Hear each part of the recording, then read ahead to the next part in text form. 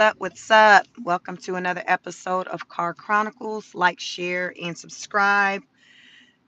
We got some things to get into on my ride home. Come on in. Come on in.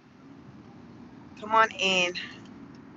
It's time to do a temperature check. See how you all are feeling. How are you doing? Do you still have jobs? Do you still have jobs?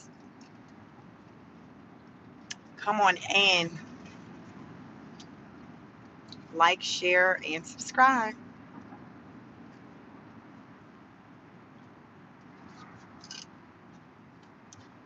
Come on in. I have a message for you all. Those of you who are planning to catch flights, who are planning to get flued out, and if you are going to be flying on a plane coming out of Newark. What's up, Tammy? How are you? Listen, I got an update. I got some updates. Y'all come on in here. Folks like Chic, I need for you to spread the word. Listen, people be coming through. Listen, I have a message, Chic, for you to give the honor students. You all, I have a message from an air traffic controller. Y'all know it be real when an insider be spilling the tea. I'm well. I'm well, thank you. Listen, the air traffic controller, like, listen, Sheik, I have a message for the people. I need for you to spread this word because, listen, if it go down, they can't say that I didn't tell them. They cannot say that I did not tell them. The air traffic controller is talking. He is telling all the business. He is telling all the business, not some of the business, all the business. Y'all know how people do, especially when they don't work for the job, no, the company anymore, and they quit. They get to telling all the teach. They get to talk about what kind of meat it really is that you eating. Y'all know them people. When they leave, listen, they like, listen, you been eating cat and dog anyway. So we got the air traffic controller that's like, listen, Chic, I need for you to tell the honor students that they need to stay far, far away from Newark Airport in New York. He just said, listen, y'all need to go on and get flued out through another airport, but do not fly out of Newark Airport. Listen, this is what the air traffic controller said. He said, don't worry about what his name is. He said, don't worry about what his name is. You just need to worry about this message that he's sending y'all. He's like, the message is stay your ASS out of Newark Airport. He said, that ain't what you want. He said, it ain't safe out here. Do not fly through Newark Airport. He said they don't have enough air traffic controllers working. They are severely short-staffed. They are severely short-staffed. Newark Airport. Y'all let me know. Anybody getting flued out of Newark Airport anytime soon? He said, listen, don't act like you didn't know. Don't be looking crazy. Don't be looking crazy when you hearing disturbing messages while you in midair. He was like, you do not want to go flying out of Newark Airport. So right now, Newark Airport, they're already, United Airlines already canceled about 35 flights this week because they don't have enough air traffic controllers. You know, them people who watch the planes, them people who got their jobs impacted when Trump started doing cuts. Yeah, they were impacted as well. So they were like, listen, we were already short staffed prior to Trump cutting jobs. So when he did his cut that impacted over 250,000 federal workers, it impacted some jobs for the air traffic control. Y'all hit the like button. I got 2 likes and 51 people in. Can y'all just double tap the screen for me, please? But listen, this air traffic controller was like, listen, y'all, don't say I didn't tell y'all.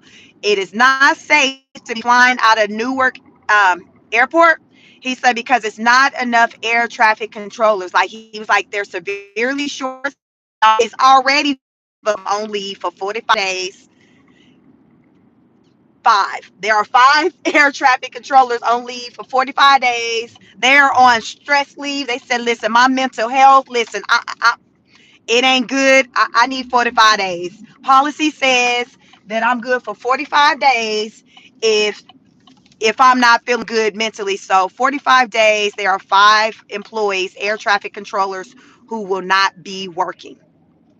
Now, I don't know how many employees that leave to work, but it's a good 5 of them, y'all, that are on like some type of mental health leave for 45 days. Apparently, last Thursday, something popped off in the skies that scared the hell out of them people with some planes in the air, and they couldn't control it. And next thing you know, they said, I need my 45 days. Policy say I get 45 days to get my mind together, to get myself right. So they on their 45-day leave. Y'all know, if we don't know nothing else, we gonna know that policy handbook for our job, especially when it come down to getting some time off of work. They said I need all my 45 days. Policy say I get 45 days if I feel traumatized. These workers said, listen, they just seen some stuff in the sky and it traumatized them. They so 45 days, 5 air traffic controllers will not be working.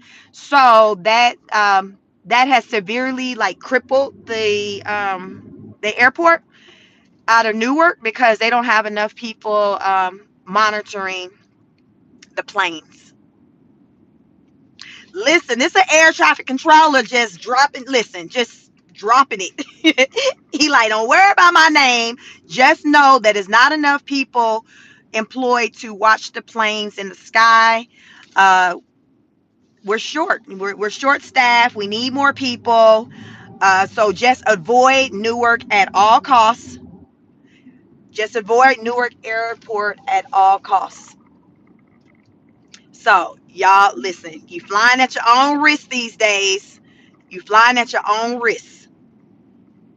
And a big issue with, with they're severely short staff when it comes to just that position, period, just across the nation. It's just a position that it's a challenge to fill because of just it's stressful. I mean, you literally got to be up watching the sky, just making sure that everybody doing what they supposed to do. And then from what I was learning, that the pay isn't all that. So when I looked at the pay online, I mean, I was seeing, I guess it was like a big range. It was going up to like over 150,000. So I don't know, like many places, depends on kind of where you live, as far as what the pay is. But it's a lot of people. It's not enough people signing up to do air traffic control. It's not enough. And I think it said they're like, let me see, they're shorthand by like thousands. Like they're shorthanded by like thousands of workers for air traffic control. So if any of you are looking for a job, if you're interested, seek out a position to be an air traffic controller, because listen, they are hiring. They are hiring because they need people to watch these planes. And as a result of them not having enough people, that's why, like some of you may have felt it, being in the airports where you've seen that there was a lot of flights getting canceled and delayed and all of that. But it's centered around the air traffic controller. They don't have enough people to watch the planes in the air.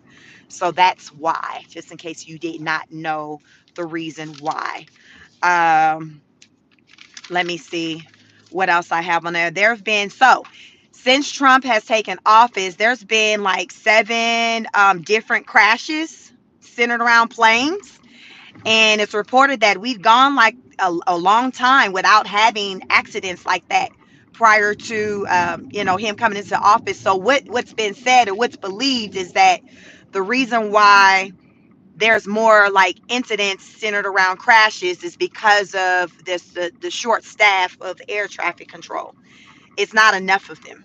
So because of there being too few of air traffic controllers, it's resulting in more crashes. This is what's been put out there, as because they say it's been 7 and we had a nice little run, they said, without having any. They said we had a pristine record. We had a pristine record. And then so we went from a pristine record to having 7 crashes reported since January. And we just entered May. So, somebody said Trump fall. Listen, this is what they putting out there. They like, listen, these 7 came on Trump's watch. We ain't gonna talk about what popped off on Biden's watch. We don't worry about what popped off on Biden's watch. I know he was falling off of bikes. I know he was falling on stairs, going up the steps instead of coming down. I know, but don't worry about all that. We are talking about Trump right now. Y'all know how I go. Y'all know how I go. What's up, virtuous? So that's where we at. They like, listen, fly at your own risk out of Newark. You on your own. They said, listen, you are on your own. Don't say I didn't tell you. Do not say I did not tell you. So yeah, that's why there's the shortage there. What else I want to add to that? So those of you who are interested in getting a position, hey, just say when, what's up?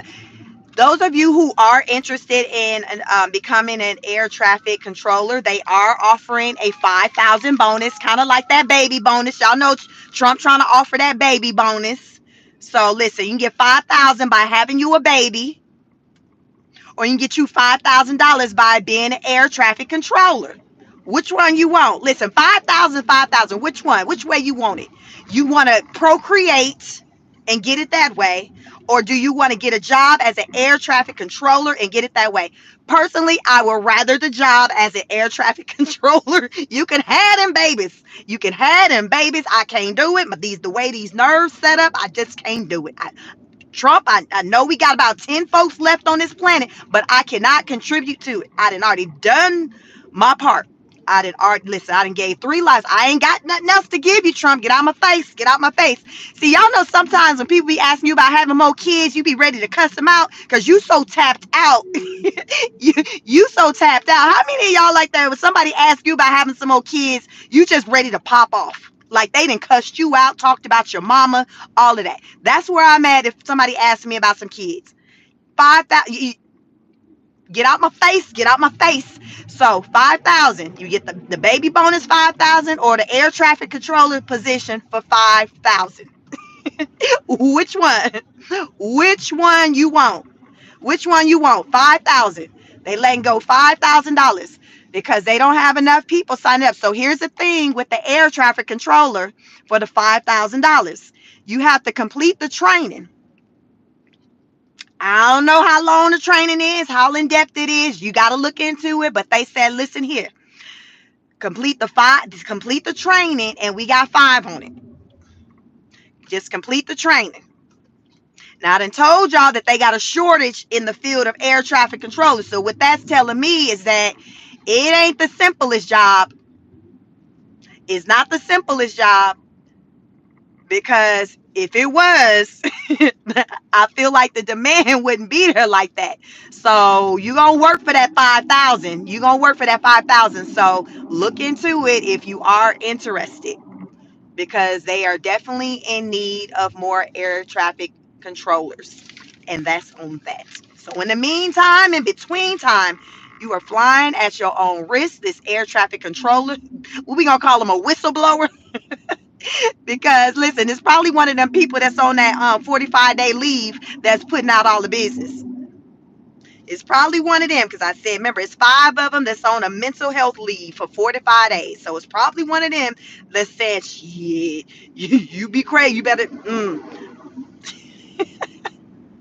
So it's probably one of them that's trying to, send out the smoke signal to say, go drive over to Atlanta, fly out that airport. Don't mess with Newark. Don't mess. Y'all better go on over to JFK. So I don't know what the difference. I guess with the airports, they all kind of got their own air traffic controller. So this person specifically said Newark. He was like, just stay out of that one. So I don't know what's popping off at the JFK airport or whatever. I'm in Atlanta. We in Hartsfield, but he was just like, you flying at your own risk if you going out of there. So they did show on the news like a lot of flights that are just canceled. They're canceled because they don't have enough people. So they're shorthanded. So those of you who may have some things coming up and you have to go through that airport. That's just something to be mindful of. Something else to be mindful of is these companies letting go people left and right. You ain't getting much notice. And sometimes they'll give you notice and then they'll spin the block and be like, you know what? I know I said July 1st, but we're going to go ahead and make it today. We just going to make it effective today. Effective Friday, May 2nd. So that's what the message that the workers at the Georgia Pacific in Virginia, 550 workers were let go. So on Fridays, the bosses, y'all know it's serious when they'll fly in town. Like I've experienced that. Like the very first time I got laid off in, what year was that? I don't know, early 2000, maybe like 2003. The boss who I'd never seen in person before then flew into town to give us the news about being laid off. So this is what happened with the workers at the Georgia Pacific in Virginia. The bosses, the head honchos, they flew in town to give the message to the employees, 550 workers, that you know what? Yeah, I know I told you 2 days ago that we was gonna close up shop by July 1st, but yeah, we're gonna do it today. We just gonna do it today. When? You said when? Today, immediately, we are just shutting down shop. But I thought you said July 1st. I know what I said, but never mind that. We're going to do it today. Don't worry about it. We're doing it today. So that was the message that over 500 workers got. Management learned about an hour before the those who, the employees learned about the other employees learned about the layoff. So here's the kicker. A lot of those workers had like just started working there, like very recent, like within the last weeks, couple of months. Some of them had came from Boar's Head. I learned from this layoff that back in September, Boar's Head, who was also located, they had a facility in Virginia as well, in Jarrett, Virginia. Boar's Head back in September had laid off over 600 workers. So a lot of those people went over to the Georgia Pacific to work. So they're like, well, what the freak? Like, wait a daggone minute. Where we supposed to work? We was over at Boar's Head. They closed down shop because they had some type of listeria breakout that had people sick and just dying. Like, it just was bad. It was bad. So they just had to go ahead and just close down the facility. Some of the workers were given like a severance, but they just had to close down the shop. Like, they just had to. Like, folks' life was really people's lives were really on the line. So they were like, some people lost their life as a result of whatever was popping off that they linked to that particular facility. So it was 600 workers that was laid off. And then so they like, all right, then bet we gonna go up the street to Georgia Pacific. They hiring.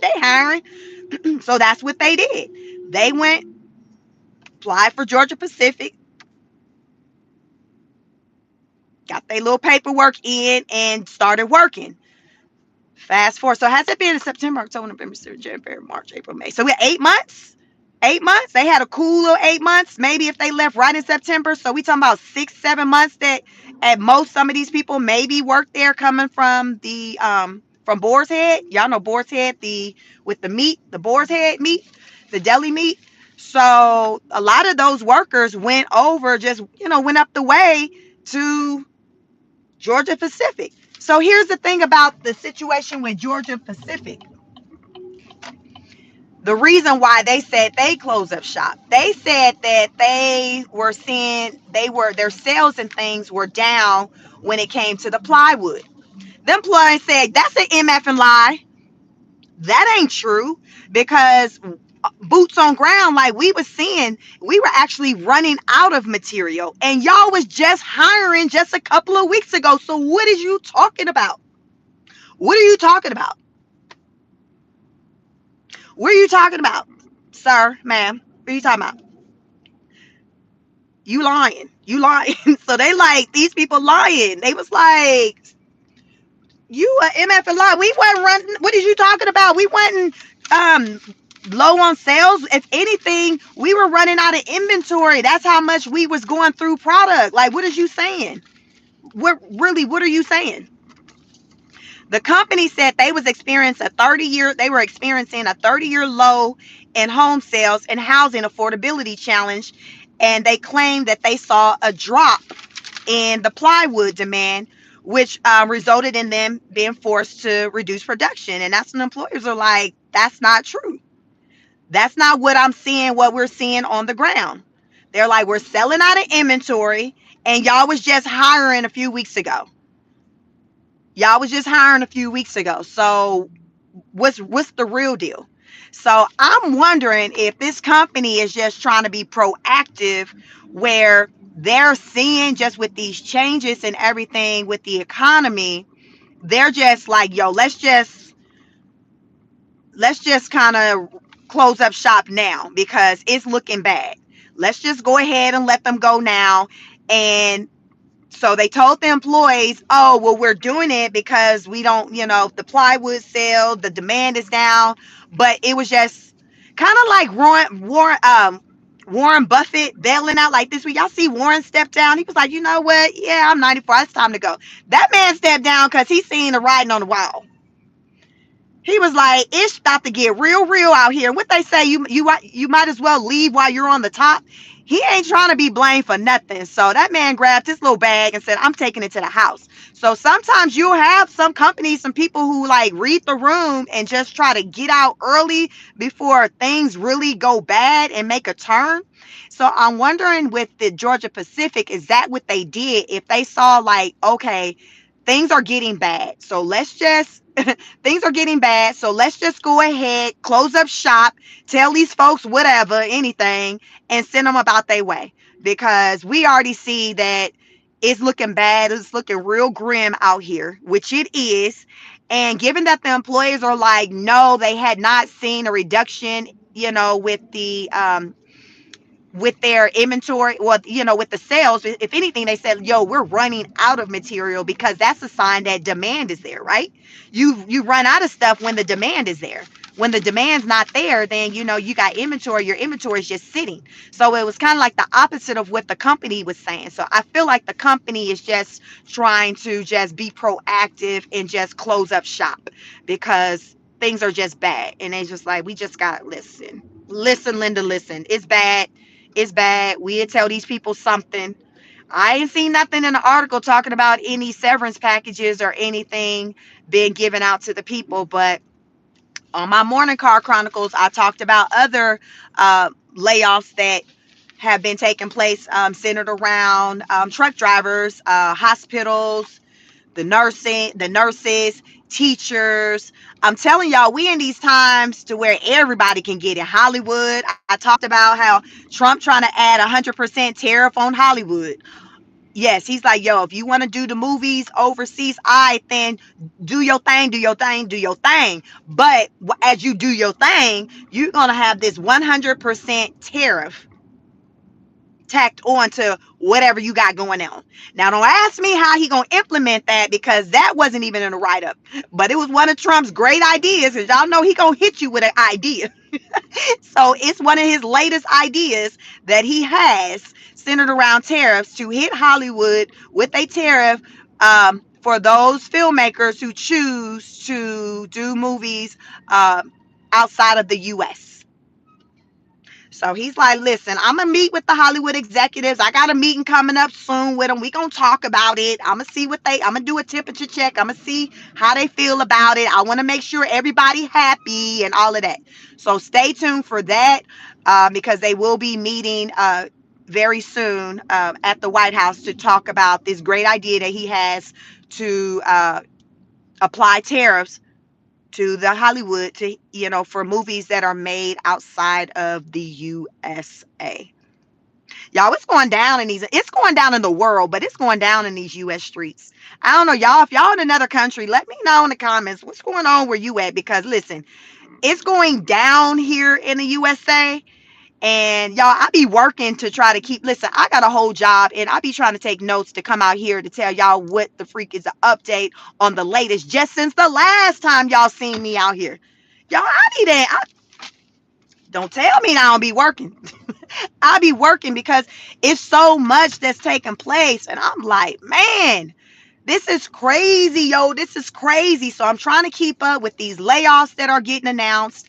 I didn't even know about the Boar's Head announcement until I just learned about the Georgia Pacific one, because a lot of the workers were like, yo, like, I just went over to Boar's Head to get a job there. Then they closed down. Then I came over here, Georgia Pacific. Now they closing down. So the people in Virginia are like, what are we supposed to do about work? What are we supposed to do about work? How are we supposed to work these jobs if these places are shutting down? That is the question. So between Boar's Head and Georgia Pacific, just with y'all within the last 7 months, this is about 1,000 or more workers that are out of the job. Crazy, yo. This is crazy. And then in the meantime, don't forget you got them student loans due. Don't act like you don't know them student loans due. That man told y'all that don't be going and drinking up all your money on Cinco de Mayo, because that is when we coming for you for them student loans. How many of y'all drank up y'all money yesterday? Just drank up all the money. Like, I ain't got it. I had about 5 margaritas because these nerves are just shot. These nerves are shot. I had to have 5 of them. I'm just saying. I had to have 5 of them. This is where we are at, y'all. This is where we are at. Folks drinking up the student loan money. They're like, you tell us to take care of our mental health. Well, these drinks helping me get through. These drinks are helping me get through. Because I do be saying, y'all find whatever it is, that's going to help you manage your mental health. Some of y'all like, listen, this tequila just do me just fine. But this is where we at, y'all. It's deep. It's hard out here for a pimp. I say that. I mean that. Y'all think I be playing? No. Pimping is not easy. It is hard out here for a pimp. Pimping is not easy. It used to be easier, but it ain't easy. It is not easy. It is not easy. Meanwhile, Trump talking about the economy is great. He told y'all, listen, I know the prices of dolls have gone up, but your child don't need $35. Buy her 3. Get her a book. She do not need $35. You need to be worried about the gas prices going down and the energy going down. That's what he said. He said y'all worried about the wrong things. Y'all are worried about the wrong things. Y'all, for real, that's what he told his journalist they interviewed him when she started asking him. Burton said, I agree, that's too many. Trump said, listen, these girls don't need $35. Why little Mary Sue can't have 3? She need to be reading anyway. So listen, he said all that with a straight face and an attitude. Because that woman showed up and used the example of doll prices going up.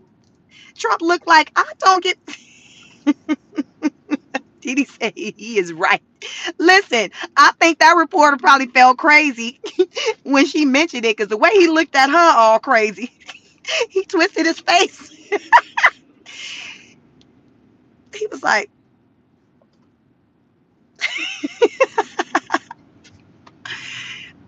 Trump cracks me up, y'all. I promise you, he cracks me up. He do. I just be like, that doggone Trump.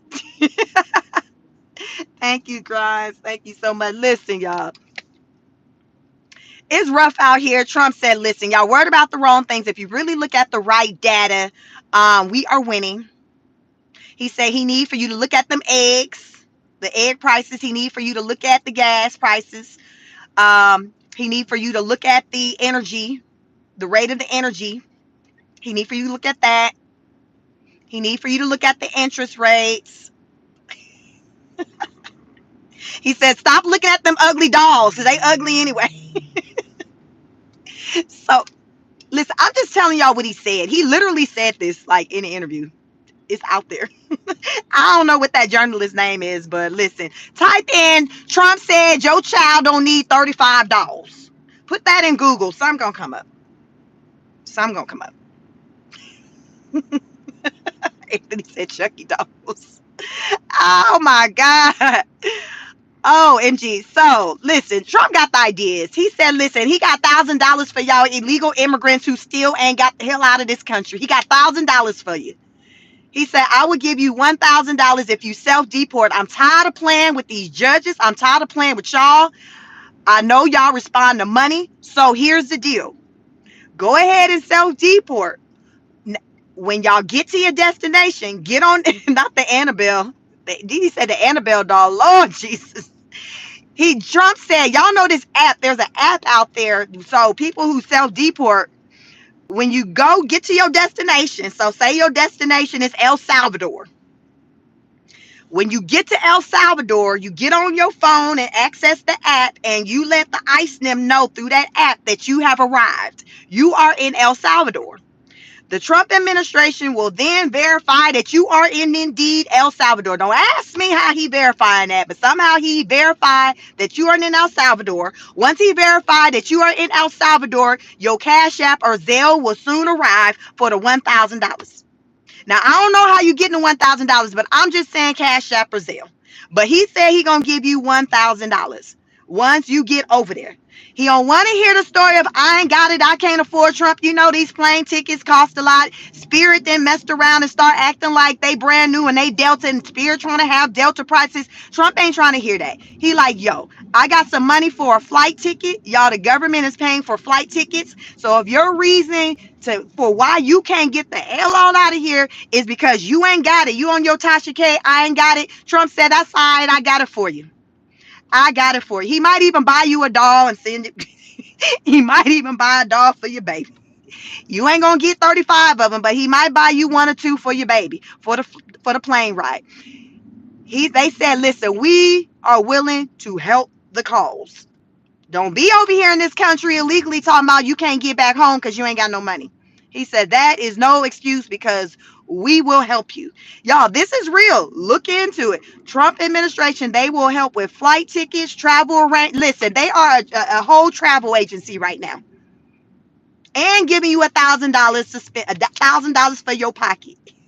This is how bad, you know, somebody wants you out bad when they willing to pay you to leave. You ever had somebody that was stuck at your house and you would be willing to pay for them to leave?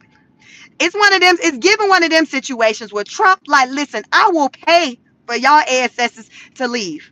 I got $1,000 on every adult. Listen, here you Zelle, Cash App, PayPal. Would you do cash, check? What you want? I got it.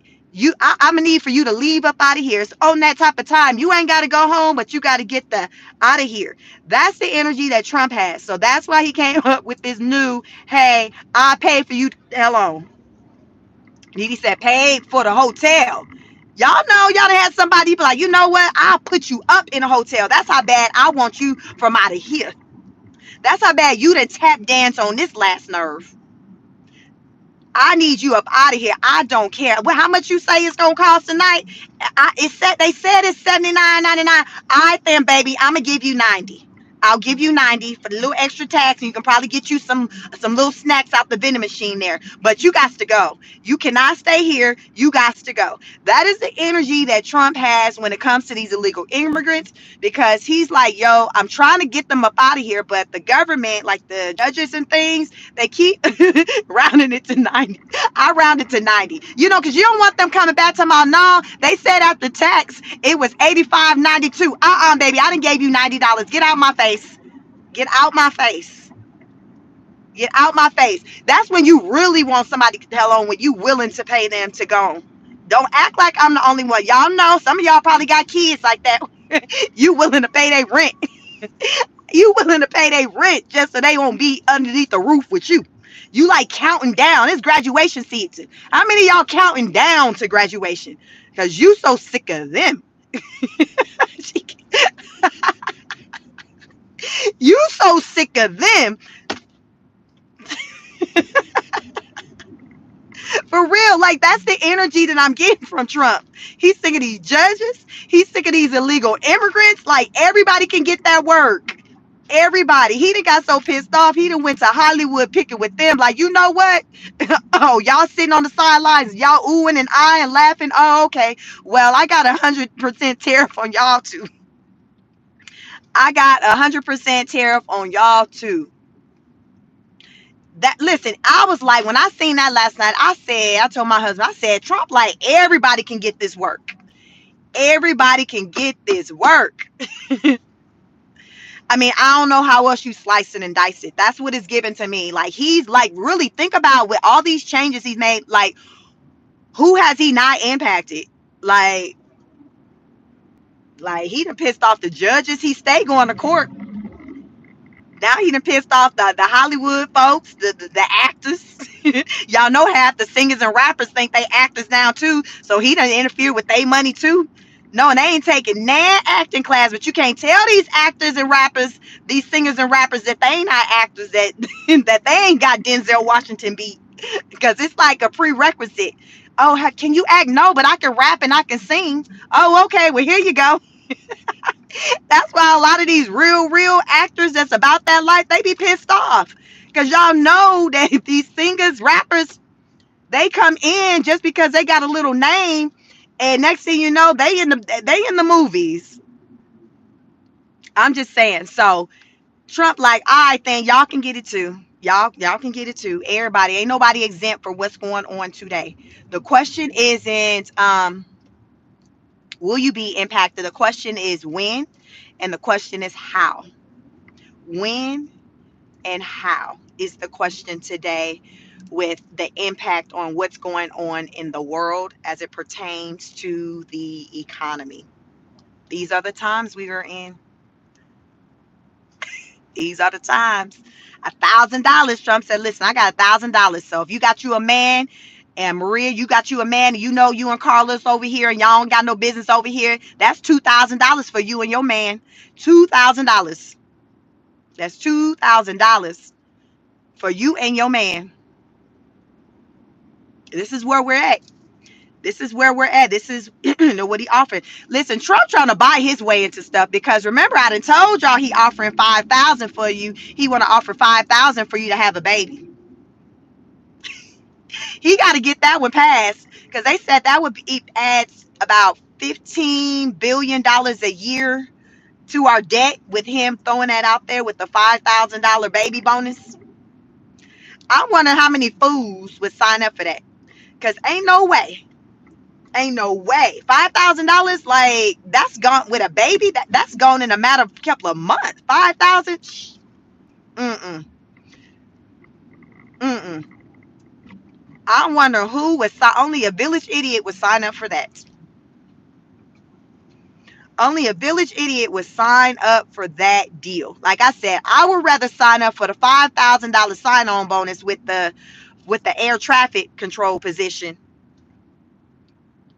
because at least that's coming with a reoccurring salary, than to sign up for this one-time baby bonus. Because I ain't heard nothing about it being an ongoing situation with this bonus. To me, it's given one and done. And y'all know they probably gonna tax it. Because most of, on your regular job, when you get a bonus, unless you change that issue to tax exempt real quick, that's taxed too. So that $5,000 is probably taxed. It's probably included as earned income for the year.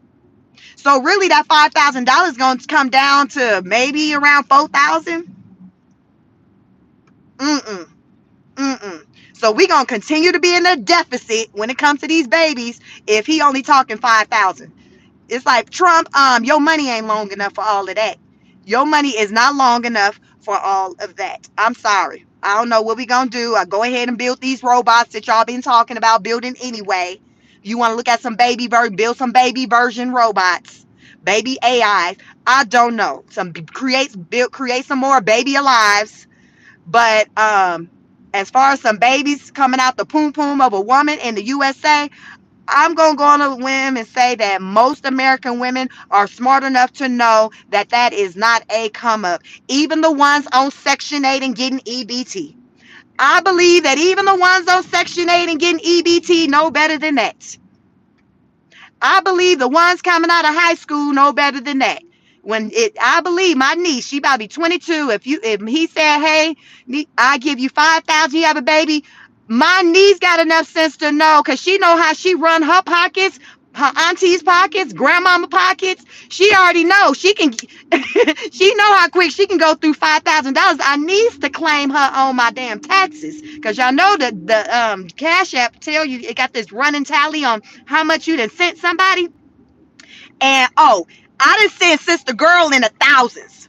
I told you she only 21. She'll be 22. So she gonna have enough sense that $5,000 ain't hit no nothing for no baby. She gonna know that. So I don't know who he gonna sell on that one.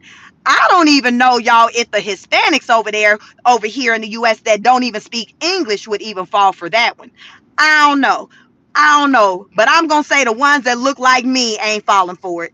I'm gonna say the ones that look like me ain't falling for it. Mm-mm. Mm-mm. Mm-mm. No. No. Clearly the Asians ain't falling for it either, because they numbers it damn in the pits of hell too.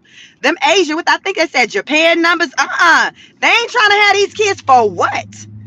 Hell, I wonder if they over there still with their legs closed, because y'all remember the Asian women like last year, was it last year or 2 years ago? They was like, hell, F all men. They had, listen, the legs was just, the stuff just sold up. What nobody was getting in. Y'all remember that? It wasn't that long ago when them Asian women's, what was it called? The 4B movement. Y'all know what I'm talking about? When the Asians was like anti-male, and they was like, listen, them Asians, then they had shaved their head. Listen, they didn't even remember, they didn't even want you looking at them. They had shaved their head. They was trying to look as least attractive as they possibly could. Like, don't even look over here. Don't even, they had this energy. Don't even act like you excited. I don't even want your thing to even act like it want to do something. They was trying to purposely make themselves look so unattractive. Y'all remember that? Because some of the American women over here was talking about trying to do the same thing. Listen, them Asians already been on that type of time. The American women are now like trying to kind of get on that type of time, but shit, he talking crazy. $5,000. Mm-mm. So yeah, I don't think that one's going to go very far. So I'm going to just say that our numbers with procreation, because I think what they're saying is like right now, like at the rate that people are dying, um, people aren't being born like fast enough. So we're in a deficit with just like the amount of like just humans being around. And y'all know them rich people is banking on us working class people to be around to do all that work, all the undesirable work, the things that they don't want to do. Remember, they need somebody around to still clean their house, to watch their kids, to do their yard work, to upkeep their cars. Like, they need people around for these type of things, because they like, I ain't trying to do it. I ain't trying to do it. Well, I don't know. Y'all better build robots to do it, because right now us women, we, and the man can't. I don't know what to tell you, Trump. I don't damn know what to tell you. I don't know what to tell you, but the best I can do is for you to go ahead, get you a warehouse, start creating them baby alives. Y'all know, remember Baby Alive? Baby Alive can cry. You can feed her. He gonna have to do a Baby Alive. While you talking about you want stuff American made, I don't know where Baby Alive is made at, but Baby Alive can be made here in the US of A, because that's about as closest to a baby you gonna get in large numbers. That's all I got for you. I ain't got nothing else for you, Trump. That's all I got for you. I don't know. Go ahead and continue on with your plan for the AI, the robots, whatever the hell you was trying to make. You just go ahead and keep on with that plan, because it's looking like it's just gonna have to be that. It's not gonna be no lives, nothing with blood. Rose, and he said not the Rosemary baby. Listen, I don't know what to tell you, because I done already told you she can't got nothing for you. Virtue said, let him cook. Let him cook. All right, well then, okay, well, while he cooking, he need to have somebody working on the factory to help build more baby lives. Since he wants more babies, then yeah, go ahead, and as he cooking, he can cook in them baby lives in the factories or the Cabbage Patch Kids. Just say when the Cabbage Patch Kids, he got to do something. They got AI now. You can make, listen, you can get creative with technology these days, but they gonna have to get creative to try to listen. You got men who got blow up dolls as girlfriends now. So if they can have a blow up doll as a girlfriend, then you can make it do what it do with a baby. These men got whole girlfriends that are blow up dolls. Some of y'all probably on my chat right now. It's okay. Listen, these blow up dolls ain't out here just sitting on the shelf. Some of y'all got them at the crib. I mean, it is what it is. I wonder if they're made in America. Y'all think the blow up dolls that the men be having are made in America?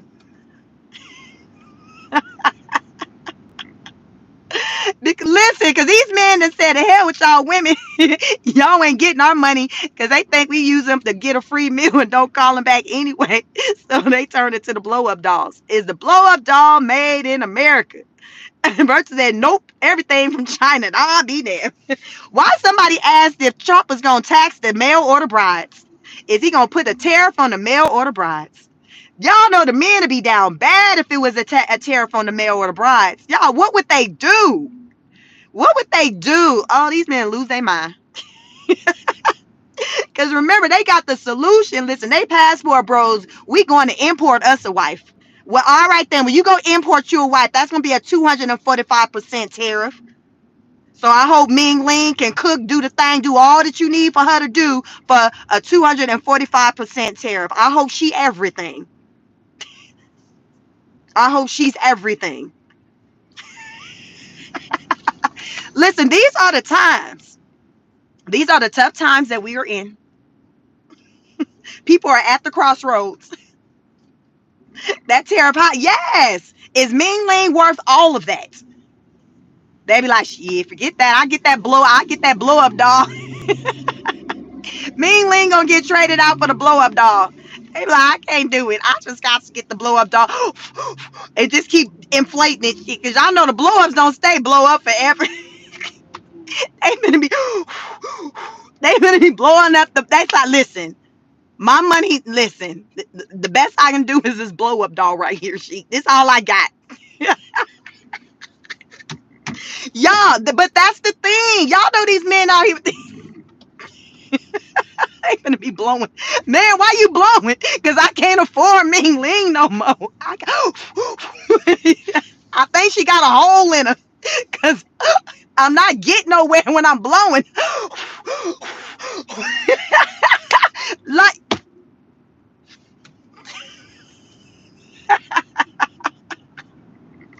these fools gonna be some blowing so-and-sos. These are the times we in. Well, man, why you can't go get you another one? Man, you know these damn tariffs, I can't afford to get another one. Trump tripping. You know they make these in China. I ain't got no 245% tariff on top of already paying. No. Now, where the hell the tape at? I know you got some. I need to patch her up. I need to patch Wendy up. Listen, these are the times we are in. People gonna have to be real resourceful. They're going to be doing things that they never did before, doing things they just never thought that they would do. But these are the times that we are in. I told y'all it's hard out here for a pimp. It is hard out here. And meanwhile, Trump said the economy is great. He said it's great. Long as you ain't trying to buy $35, he said you good. He says, long as you're not trying to buy $35, you are good. So, but the way these truck drivers are feeling, I don't know. I hope Trump's security real deep. I hope his security is real deep because there's so many people who are in their feelings out here. I think that people then, y'all remember at one point it was heavy. A lot of people felt the way about Elon. Nah, you don't really hear too many people bring up Elon's name that much. Elon got quiet. Excuse me. Elon has gotten quiet. Now it's Trump that people looking at. Elon then slid to the back. Elon trying to get his numbers up. Elon trying to save his seat on as Tesla, because them people trying to get him out of his own company. They trying to vote him out of his the seat. Ain't that some ish, y'all? Though, when the board trying to vote the person who company is, say we can't. Yeah, we gonna go ahead and get somebody else in this seat. So Elon like, hell, F America, I ain't got nothing for y'all. Y'all my business then damn near failed messing around with y'all ungrateful. Elon viewed us Americans, y'all ungrateful people. And now my damn business in the pits of hell, and y'all just as ungrateful. So now, he done slid to the back. So Trump is like in the forefront, and people like looking at him. Like they trying to give him all the smoke. So like I said, I hope his security deep. I hope his security is deep, because these truckers out here are feeling away, along with other people too. But these truckers really, these are the ones like that I'm really hearing speak up as of late. These are the ones I'm really hearing speak up as of late. These truckers. So it's just tough. It's just really hard out here, and people out here trying to do the best they can. And just when they think they're kind of getting a leg up, then something happens and it's like the rug is pulled from underneath them. And that's how the people in Virginia was feeling, where they were like, yo, I was just at Boar's Head. They did this big layoff. I went up the street to Georgia Pacific, and now they just told us that, we got to go like right now. Like, what we supposed to do? And these are fair questions, they're fair questions that people have. Like, what are we supposed to do? And that was what the journalist was asking Trump during the interview, when he was talking about, how we went in. And she was like, okay, well, can you help me understand how? And she messed around and brought up the baby doll for the example. He did. I guess in that moment, I don't know what made her bring up Annabelle, but she brought up Annabelle in the conversation. And this child, y'all need to go look it up and see how the kind of energy that Trump gave that woman during that interview. It was all bad. It was all bad. But these times that we were in, they'll get worse. They'll get worse before they get better. uh Eventually they'll get better. We just don't know how long it'll take before things kind of turn around. We just don't know how long it's going to take before things turn around. But eventually they'll turn around. But yeah, this is where we're at. Trump said, y'all don't need no Annabelles anyway. That's what he said. You don't need to buy no doll. But yeah, this is where we're at. So the the truckers, they're just putting a message out to the people to say, hey, as a result of what we're not doing as far as, transporting order packages and things like that, that's just going to mean that on your shelves, you're going to see fewer items on your shelves, on the shelves in the store. And if a deal is made between China and Georgia, then it'll probably take about 4 weeks still for us to receive the inventory, additional inventory, because of the whole process where it's going to take with getting the boats in place, then the boats making its way over to the ports here in the USA. So it's still going to be like minimum 4 weeks from like even now if a deal were to be made like today. So either way, we have this lag time that we're going to have to work through. And I've already heard some people talk about just in their communities going into certain stores, like your some of the grocery stores or the Dollar General stores, those stores where they're seeing the shelves look kind of empty.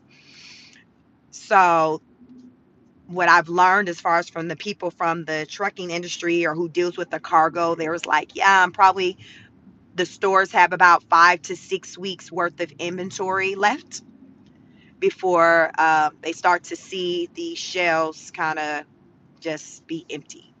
So 5 to 6 weeks. So that puts us in June. So we have the month of May and then probably like early part of June where it's just like, okay, what y'all said, y'all keep the toilet paper at? Aisle 3. I looked on aisle 3. I didn't see it. Well, ma'am, well, that's where it's normally kept. Y'all remember this was the type of time we were on during the pandemic.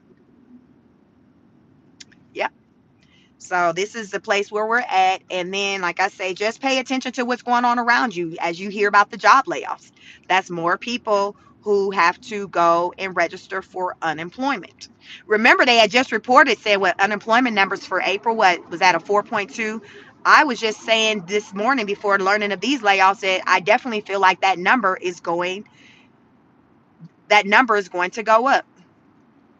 Diddy said your shells have been scarce since COVID. Like the number 4.2, I feel like that number, the May's number is going to be higher than 4.2. May's number, I feel like is going to be higher than 4.2 when it comes to the unemployment rate. Yeah, things are bad right now. And because things are the way that they are, we just have to be mindful with the moves that we make, with the purchases that we make. Jobs, with changing of jobs, just being very strategic and mindful with moving around. And to me, I feel like people should kind of sit still for at least 6 months to kind of see how things work out. Because right now we can say, hey, Trump's in his first 100 days, but 6 months from now, we're going to be like, hey, half the year's gone.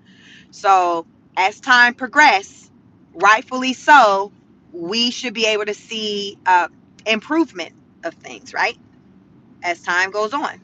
So that's why I say a good 6 months, like just kind of feel it out, see what happens. And this as it pertains to like purchases, anything dealing with like big ticket items, credit, even changing of your job. Just be very strategic about it. Do your research on that company, the industry, because these companies aren't really giving their employees much of a notice when they're giving them their pink slips. It's like day of type stuff. And both times I've been laid off in my life, both times they were like day of. Like it wasn't like, oh, stay here for 2 weeks. It's like, oh, well, you can leave today, but we'll pay you through whatever. And so I'm wondering, so these workers at the Georgia Pacific, they initially were told that they will work until July 1st. I'm wondering if they'll at least get paid through then, because they initially, when they were told 48 hours prior to, so that's 2 days. So let's just say Wednesday. So Wednesday, they were told, hey, your last day is going to be July 1st. Then Friday came, and then they were saying, you know what, your last day is today. So I'm wondering if those workers will at least be paid through July 1st. That was the initial date that they were told when I was reading the article. So I wonder if the company will still pay them through July 1st, even though they're not going to be there. Because the company will do that. They'll say, hey, I'll pay you through this day, but you don't have to return. That was what happened with me in both of my situations. But I didn't read, the article didn't say that. So hopefully they'll still be paid through July 1st and the pay didn't stop on Friday. Just so they can have something, it helps. But again, this is over 500 people that will now have to go to, be going to the unemployment office, or I guess they probably was there Monday. Let's see, they learned Friday of the layoff. So today's Tuesday.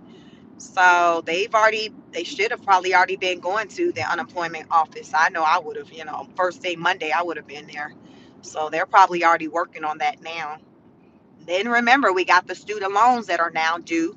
So how many of those people who worked for Georgia Pacific or even Boar's Head, how many of them have student loans? How many of them are in default? Because it's 5 million Americans that are currently in default. But it's like much more than that. I don't have the numbers in front of me who actually have student loans. It's just 5 million are in default. 4 million are close to being default, and the projection is by November 2025, 10 million Americans been in default of their student loans. Just say Winston, I'm hearing FedEx's next transportation layoff coming up soon. FedEx, uh, people aren't ordering packages like they used to. That's why UPS had to do their layoff. They're like, they partner with Amazon. People aren't placing orders through Amazon like they used to. So UPS don't have any packages to ship. Like, so that's why they said they had to do the layoffs. So the writing's on the wall. You just got to pay attention. Watch, the industry that you're in. Watch it closely. Uh, just take notice of the changes. Just even within your company leadership, if you notice that some people, some high people high up, if you're hearing about them leaving, because y'all know people in the rooms, they be getting the message, the memo before we do. They get it before we do. So pay attention. If suddenly you done heard Bill Smith ain't with the company no more, you like, what the, he been here since forever. Yeah. Now is the time to be ear hustling real hard when you hear, people having, these little conversations, because the people high up, they'll get memos or see signs of things happening. So pay attention. Just pay attention and see, how the type of moves that some people are making, if it makes sense, because they may be trying to get out of a situation before it kind of um, gets worse. Where if they know, okay, the door's about to close, they may be trying to line up other jobs, other positions at other companies, because they learned some information. That's why I say, y'all, get out your shell, have conversations with people, especially like in your workplace, especially people who that are in the know. Have conversations with these people to get whatever information that you can, because it can, you want to kind of get the information as early as you possibly can. So therefore, okay, man, they saying this happened. All right, let me start trying to look and prepare myself to, and start looking for another job, since they're saying this is happening, or they're about to automate this little process right here, or they about to do away with this team over here. Like sometimes y'all in work environments, you can learn inside information just from having conversations with just people. Y'all know it's always somebody at the office to just be knowing what's going on. I'm somebody like I only go in office a couple of times a week, but y'all see I like to talk. I be talking, so I have I know quite a bit of people. So because I know that, I get information from different people. So it's beneficial to me, because it's like I kind of be knowing stuff that's taking place, what's going around, y'all. I am not above having a conversation with the CEO, listen, that is me. I will talk and communicate with people, because that's how you come to know what is going on out here in these streets. You got to talk to people, you got to ask questions, and I'm going to do that. So that's how I stand to know on what's going on, and I encourage you all, ask questions, build relationships with people, get out of your shell, and so you can be in the know of what's going on, and you can maybe be able to get some information some early on, before things really just get crazy. That word to the wise. Word to the wise. Also, talking with people can help you learn about job opportunities, companies that are hiring. Just connects. That's just networking. All of that is just networking. So work on that, your ability to just network and to just build relationships with people, because you just never know when you may need someone, to help you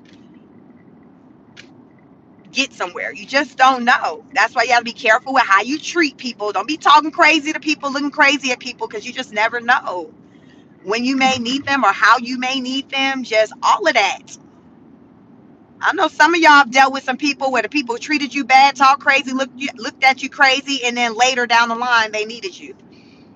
They needed to circle back around. They needed you for something. And you didn't forget with how they acted. You did not forget. So some of you maybe didn't even help them because because of their ugly ways. But then some of you maybe, you still did, but it be like that. So we have to be mindful with how we treat people. Moral of the story, lesson of the day. Be mindful of how you treat people, because people are going through things right now, and many people are going through things in a way, or experiencing things in a way that they would have never thought that they would. These are the times that we were in. Like, we couldn't even predicted these type of times on this level. So have empathy for people, even those of you who don't have student loans and people who do have student loans, because the vast majority of people, I believe, would rather be in a situation where they can pay their bills versus not be able to pay it.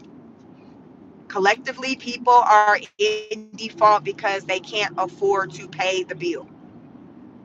Then I reported on that when the government is instructing for you to call the Department of Education or whatever to talk with them about that, they're saying the whole time, 10 hours. That's a whole work shift with overtime.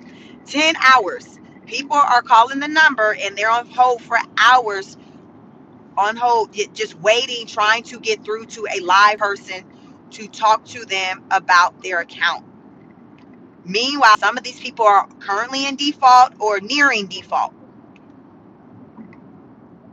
So there are some people that may go into default while they're waiting to try to get through to somebody on the phone.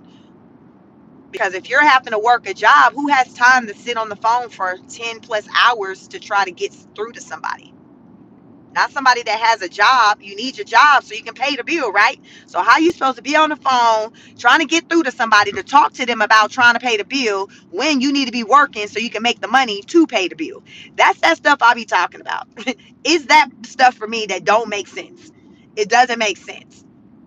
And unfortunately, I think a lot of Americans are going to end up going into default. And therefore, Americans are at risk of their wages being garnished from their check. They are at risk of their tax returns being intercepted, where you don't receive it at all, or after the government gets theirs, they give you what's left, if there's any left. You are at risk of negative credit reporting, where they'll report you as like being delinquent or whatever to the credit bureau.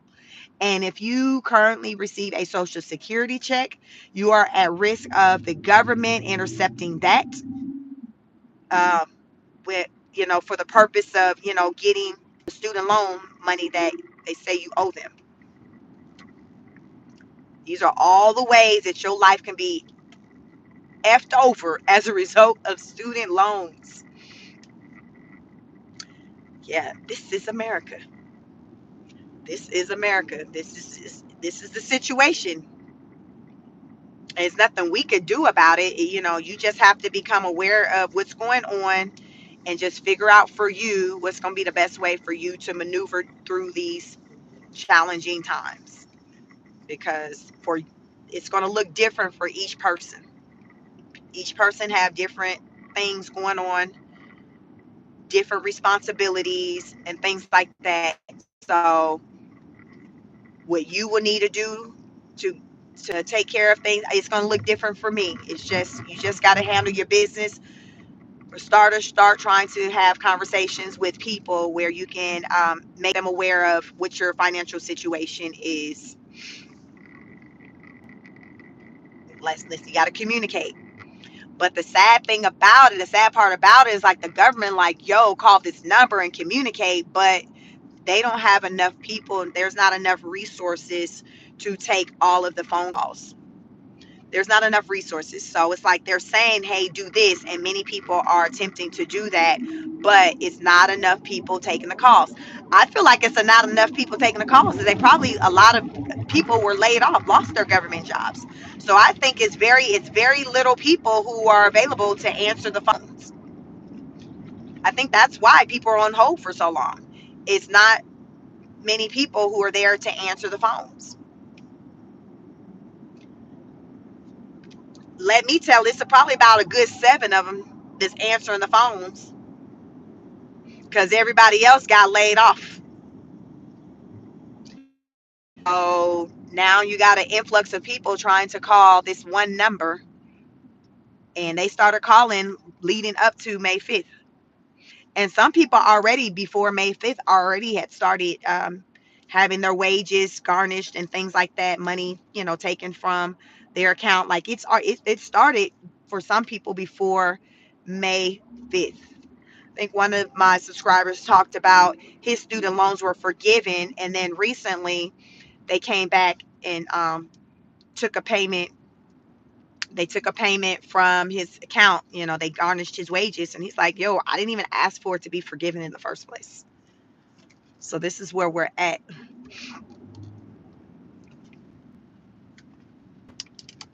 Make sure you guys can still hear me. Hopefully, I'm not laid off, huh? True. My sister got laid off, sadly. A lot of people are getting laid off. It's very unfortunate, but this is where we're at. A lot of people are getting laid off. Yeah, sorry to hear that, but soon we all will know someone personally who's gotten laid off because this is just the way the economy is going. And because of that, families are going to have to come together and be a support for one another, meaning that many people are, families, brothers and sisters are going to have to maybe live together, um, a multi generational house where you got grandma, her kids, and then the grandkids. Basically we finna be living like the Hispanics. Y'all know they be deep up in there. They have about 5 generations in a 3 bedroom. We gonna have to be like that. We're gonna have to be like that. How? I don't know how we gonna make it work, because y'all know we don't be playing well with each other like that in our community. But the writing on the wall shows that that's how we're going to have to live, because a lot of us are not going to be able to, a lot of people aren't going to be able to afford to live on their own. So they are going to need to live with someone and maybe share rent. They're going to need to share living expenses with someone because they're not going to be able to afford to do it on their own. These are the times we are in. Um, all we can do is just move around, move accordingly. What's up, Riza? All we can do is move accordingly and just do the best we can. Some of us may have to work multiple jobs to make it do what it do. And hopefully all of this will just be temporary, with what's going on. Hopefully it'll be temporary. Listen, Trump said, listen, I got a plan. Y'all rock with me. Let me cook. Let me cook. Let me cook. And then people are like, I feel cooked right now. I feel cooked. I feel cooked. So I'm just watching like everyone else. I'm watching and reporting. Watching and reporting. Let me see. What else was going on out there? Um,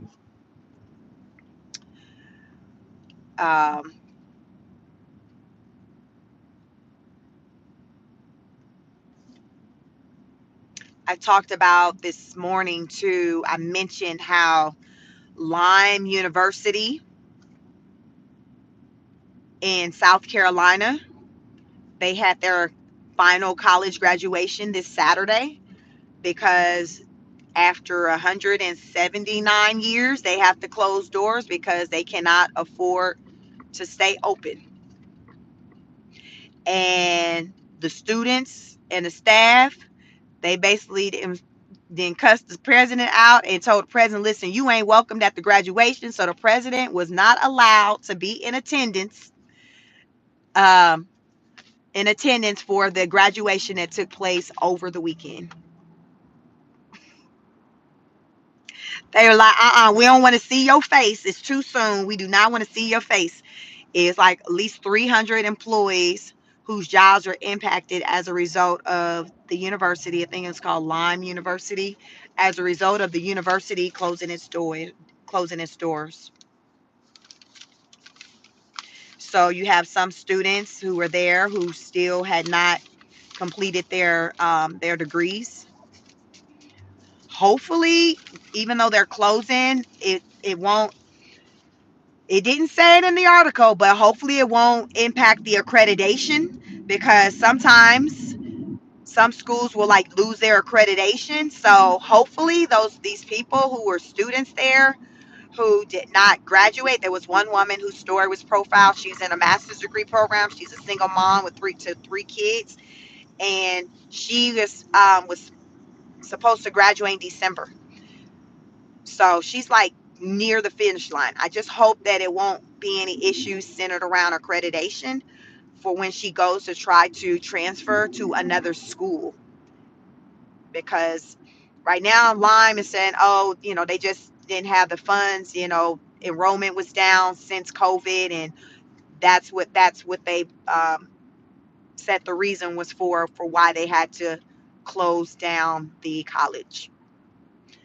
But the article didn't mention anything about accreditation issues. So I'm just hoping that that's not going to be a problem for the students, because that would just be very disheartening, to have spent so much time at university and then the doors close after they didn't got your money, and then you're told, oh, by the way, the school lost their accreditation, so that just means that no one's going to accept your credits. They're not transferable, so you basically would like have to start all over. That's just what I don't want to happen for any of the students at Lyme University. Very sad situation. Very, very sad situation. So you can look into that story. I learned about that one this morning. But it's a school that's been around for a very, very long time. Private school. It's a private school in South Carolina.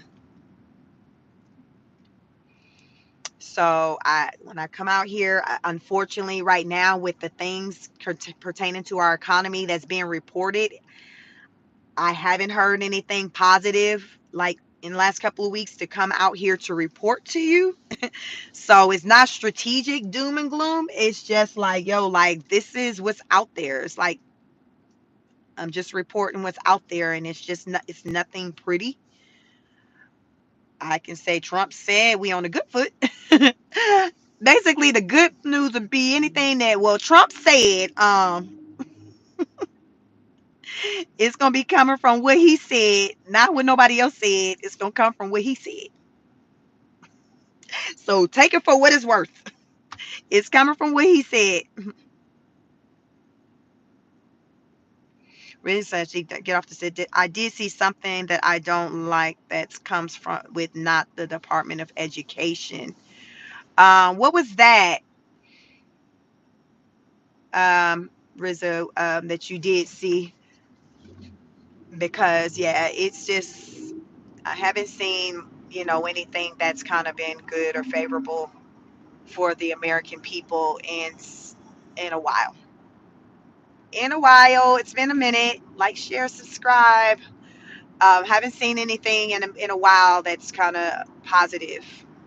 And I really feel like the American people are due to hear some good news, like something. I personally feel like the good news should be like some type of check, a stimulus check or something, that's extended to all American people. I think we should get something like that, because if he's able to offer $1,000 to illegal immigrants just self deport, I'm like, hell, offer $1,000 for just the U.S. people to help them, give them a leg up during these tough times.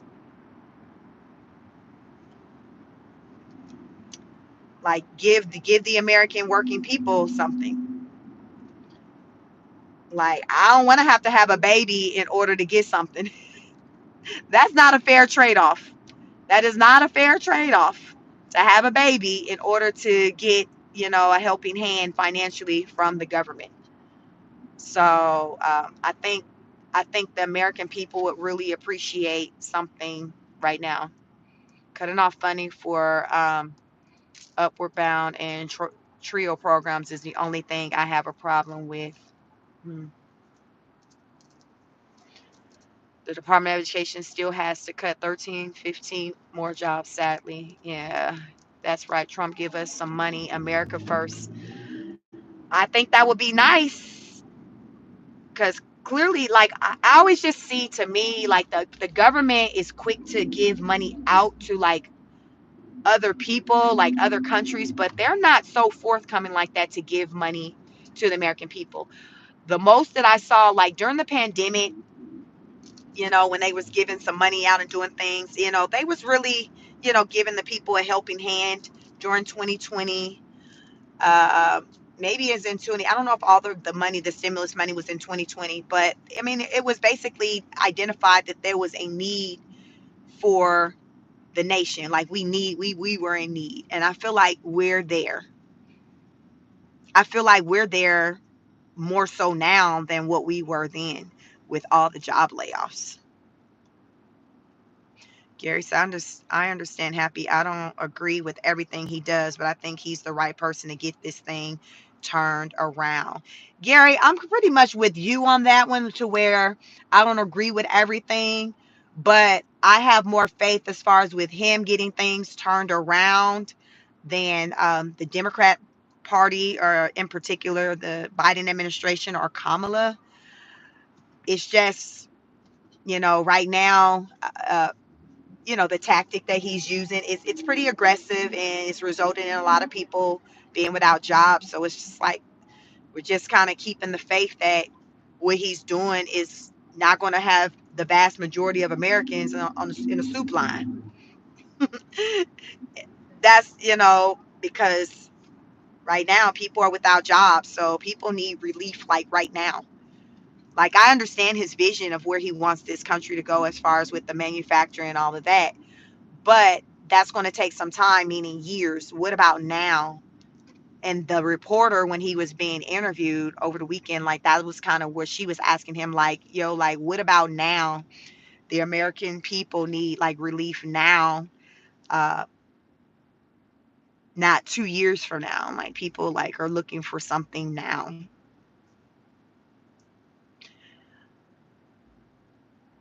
Gary said God is still in charge of this whole thing. Yep, he's always in charge. Anthony, you say the only way is to be aggressive. Okay. He's definitely aggressive with it. He's definitely aggressive with it. So the aggressive approach is like where we're at with it. So we'll see, how it works out for the collective for the American people. God bless America, Dr. Jason. God bless America. It's definitely a collective approach.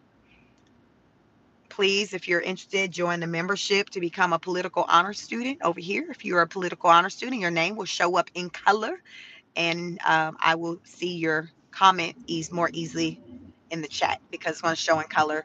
Same with super chat. If you send a super chat for however much, however little, it'll show your message and things in the color and I can see it more easily. Once I get to my destination, I will be able to really get more into the comments and read some of your comments in the live. But thank you so much. Thank you, Dr. J, for sharing my Cash App. If you do want to send a Cash App, um, I appreciate you in advance. But in the meantime, in between time, like, share, and subscribe. It's the little things I appreciate. A like, a subscribe, liking the video helps to circulate my content in the algorithm. So I thank you so much. Anthony says it's got everyone talking. Oh yeah, everyone's definitely talking. I think yeah, a lot of people. Thank you, Anthony. I think a lot of people are concerned about just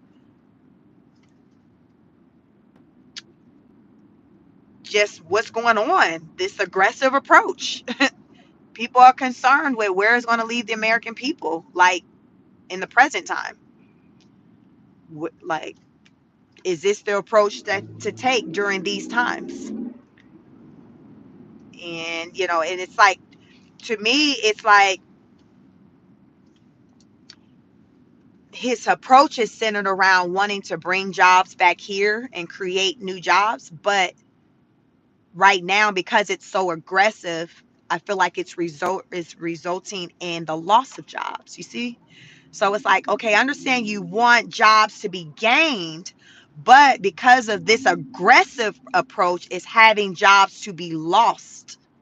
So we're going in the wrong direction. That's why I'm just kind of concerned about the approach. That's kind of where I'm at with that, because it's not, it's like we're regressing instead of progressing. And even though I'm taking into account, hey, we're still barely over 100 days, but look how many jobs, just with federal government alone, over 250,000 jobs.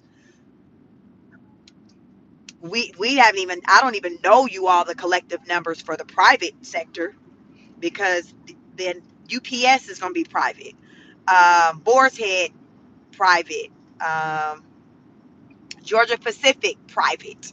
So there are a lot of people who have lost jobs. There are a lot of people who've lost jobs, and there's already a lot of people who are in the market for jobs. Is there really a, I heard someone say, I've seen before with someone to say, well, there's more jobs out there than people who are looking for jobs. But we have to drill down into what type of jobs these are. Because if somebody who lost a job makes 100,000, they're going to be looking for jobs that have comparable pay, because that's what their lifestyle is built around. They're not going to be looking at the jobs for minimum wage where there may be more of an influx in. So it goes beyond the total number of jobs out there. You have to drill down into the pay range of these jobs, what sectors these jobs are in. And so that's what I think about when I think about the job market, and, people who, when they lose their jobs, how feasible it's going to be for them to regroup, and get back on their feet. Because I'm factoring in the type of money that they were making, and then the jobs that may or may not be out there that pay that same amount of money. So I think a lot of people today, they're going to have to reinvent themselves and start uh, stepping into different career fields. These are the times where, okay, say if you were always a teacher, maybe you might have to explore another option. A teacher may turn into a truck driver. Um, a teacher may end up going into corporate. I know some teachers who left the classroom and who went into corporate during the pandemic because things got crazy. So they left teaching and just went into corporate. So I think that for a smart person, you're going to do that. You're going to think about all options that are on the table, and you're not going to be closed off, especially when you have to pay your bills. It was a lady I saw. So they did like this job fair somewhere over the weekend. It was a lot of the federal workers who had been laid off. And so she had worked for the federal government for like 25 years. And so she was like, oh my God, like, I'm so ready to go back to work. Like, I'm about ready to go and clean houses just so I can pay my mortgage. This is what she said. This woman ain't never cleaned houses for a living. She been working for the government for 25 years. So, but she was like, listen, I'm ready. I'm like exploring options that I would have never even thought that I would explore for work, because I just want to work. She's like, I'm willing to work 7 days a week, 10 hours a day. I love working. I just want to work. I've never not worked. I've always worked my entire life. I felt that. I knew how she felt because, that's how I felt when I was laid off for the second time in 2011. So I knew, I felt it like when she said that. But this is a woman also who's open to doing a type of job that's different than what she used to do, because she was like some type of analyst or something, senior analyst or whatever, some office computer job.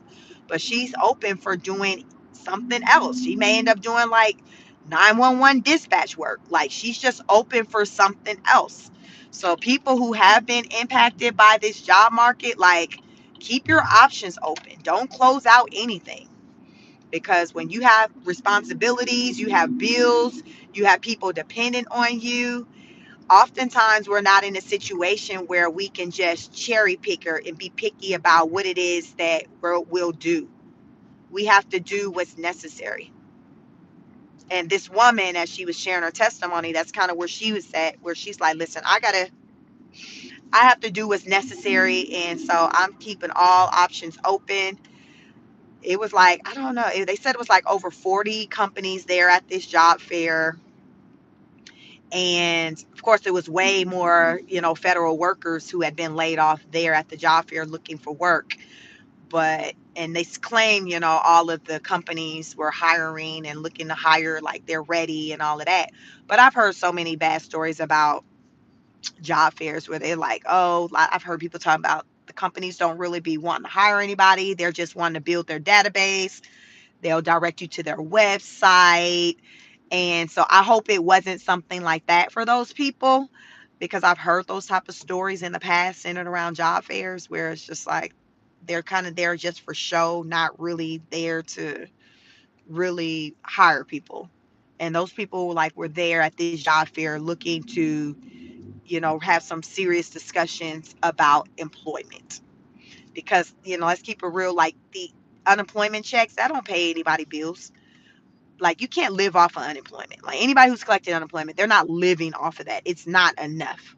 It's in addition to maybe something else, or maybe someone else is helping them financially, and that's helping getting them by. But you're not just holding down rent in an apartment or a house, paying mortgage. No, the unemployment, it ain't all of that. It's not all of that. So people who are not working right now, like, they really need jobs. They really need jobs. And it's understandable. They really need jobs.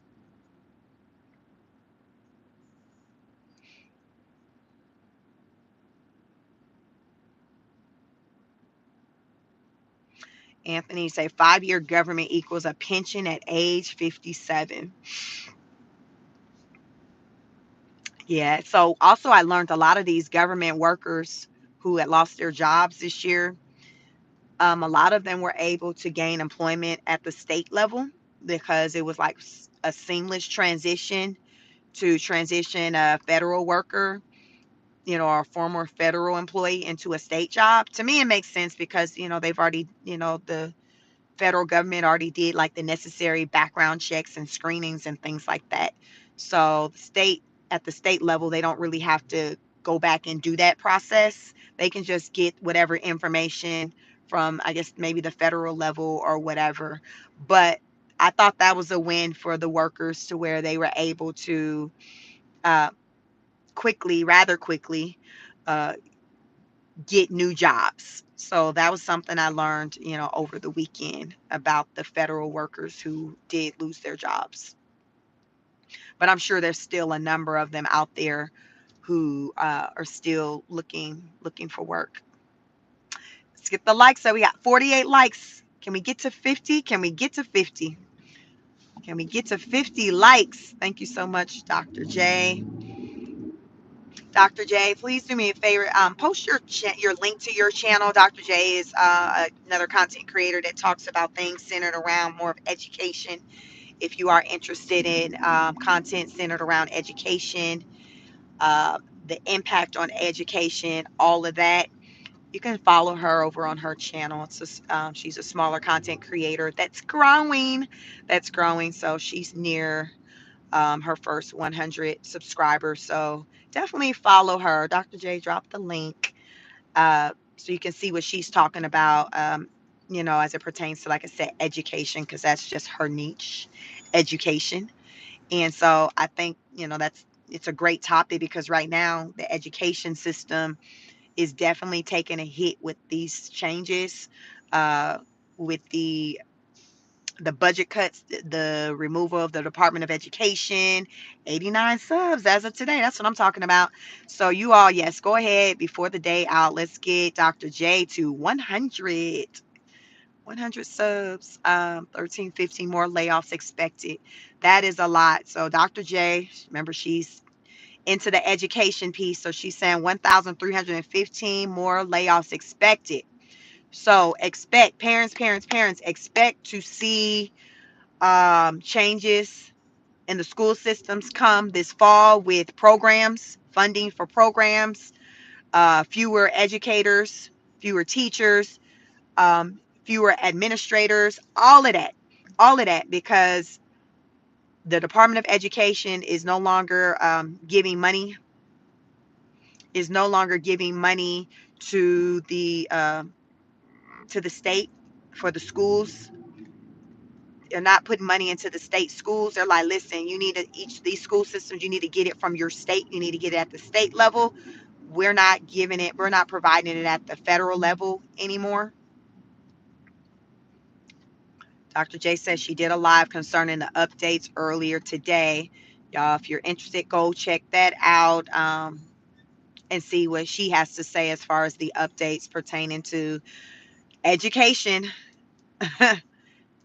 As I say, these changes are going to impact each one of us in some type of way. It's just a matter of how and when.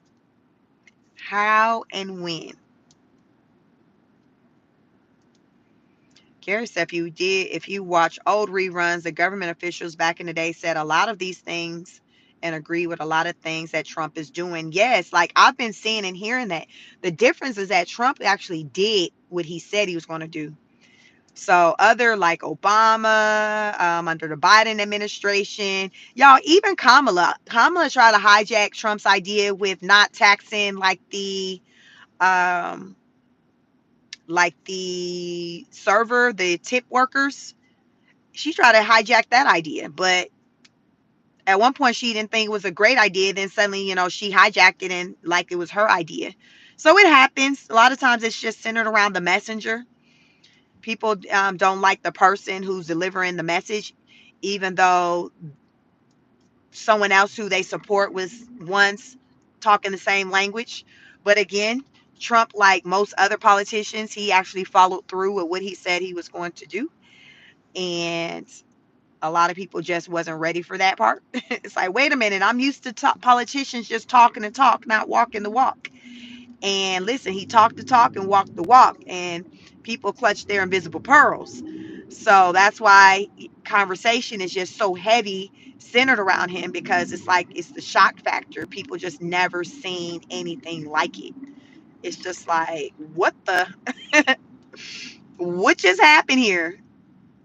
What just happened here? So people are just still trying to gather themselves together with what they've witnessed President Trump do just since he's been in the office for just barely over 100 days. So was that a week ago from today made 100 days that he's been in the office. Didi said, can't expect change when nothing changes. Yeah. So we're definitely experiencing changes. Hey, somebody hit the like button. 49 likes. One more like. Hit the like button for your girl. It's free. We are experiencing change. Definition of insanity, expecting something different while doing the same thing. So we wanted different results. We wanted different results. So Trump is definitely making some changes for us to have some different type of results. And we definitely got some different type of results. We got some different type of results. Where we are today, we weren't here 6 months ago for sure. So we have some different type of results. So he came in doing some things different. He definitely did that. One thing you can't accuse him of is being lazy and not doing nothing. Some people may argue you're doing too much. You're just doing too much. But he is working. This man is working. He is working. He is working. So it's just, it just comes down to, are you here for what he's doing? Because he's definitely working. Gary said, America first. Yeah, he is definitely working. He's working. I did hear recently, I guess he was asked about running for office a third time. And he was like, yeah, he was like, right now, it's not legal to be able to do so. So I'm not looking to do that. I just want to make sure these 4 years are the best 4 years, the greatest 4 years ever. So he's saying right now that he's just focused on just this term and making this a great 4 year term. We'll see. We got 50 likes. I see we got 50 likes. Thank you. Thank you so much. So he's like, listen, I'm not focused on the next term. We'll see if he kind of revisits the idea of, becoming a third term president. But I don't know. Who knows? Who knows? Because, of course, things will have to change with the laws if he were to become a third term president. So, hell, he can't even get certain things past dealing with these immigrants. And so, I think he got enough on his plate right now because a good portion of the things that he wants to do, like he's getting blocked and people acting like they ain't understanding or wanting to listen anyway. So I don't think his focus should be on a third term. I think he has plenty to keep him busy right now. Plenty to keep him busy. 10 said no antibiotics made in U.S. No steel for these job killer TWA. Black Strawberry says, what do you think about China and Japan's reaction about the terrorists and the American people? About China and Japan's reaction. I don't know. Is that something that they recently react or put something out there? I probably haven't seen that yet. Um, the sense of what I've picked up when it comes to China is that they are just learning to make it do what it do just without anything concerning the US. Trump is saying he's having conversations with them. They're like, no, he's not. We're not talking to that man. So I think China is just trying to make it do what it do without without relying on the USA. And right now, I think Trump is trying the best that he can do with our nation, uh, moving along and progressing without the need or the use of China. Yeah, both countries, I think that's their agenda is to say whatever, we're going to just try to make it do what it do without the other country. And it's possible. It's just growing pains, as I call it over here with change. It's growing pains. So for China as well as US, it's just growing.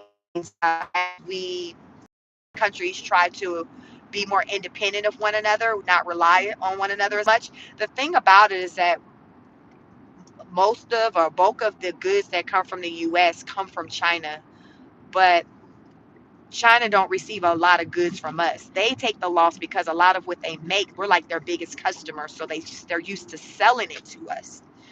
We're used to having them make our goods. So we both really relied on one another. At one point, it was a good like financial partnership. It was good until it wasn't. Yeah, it was good until it wasn't. So here we are by design. 10 says. Been getting ripped off for decades. Yeah. Yeah. Well, Trump was on Oprah about 30 years ago talking about that. And here we are today. He's trying to fix it, but it's not going to be an overnight fix because we didn't get here overnight. It was years of this. So I don't know. I'm like everyone else. I'm just hoping for the best. Hoping that I don't end up on the soup line. Prayer for I don't end up on the soup line as he worked to get us where he feel like our country needs to be most prosperous, because he got a plan, he got a vision. It's just trying to hang on to it, and it's just trying to hold on as he works through this vision, to work through his plan.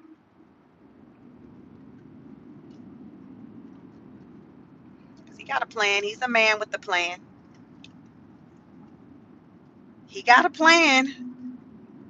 It's just whether or not we're gonna hold the line. But I mean, I feel like we really don't have any other choice but to hold the line at this point, because what we gonna do? We just gotta sit, hope, and pray for the best, really, because he's the president, and no matter how much people talk about impeachment and all this, I honestly don't think that man is going anywhere. I feel like he's going to do his full 4 years like he did the first time.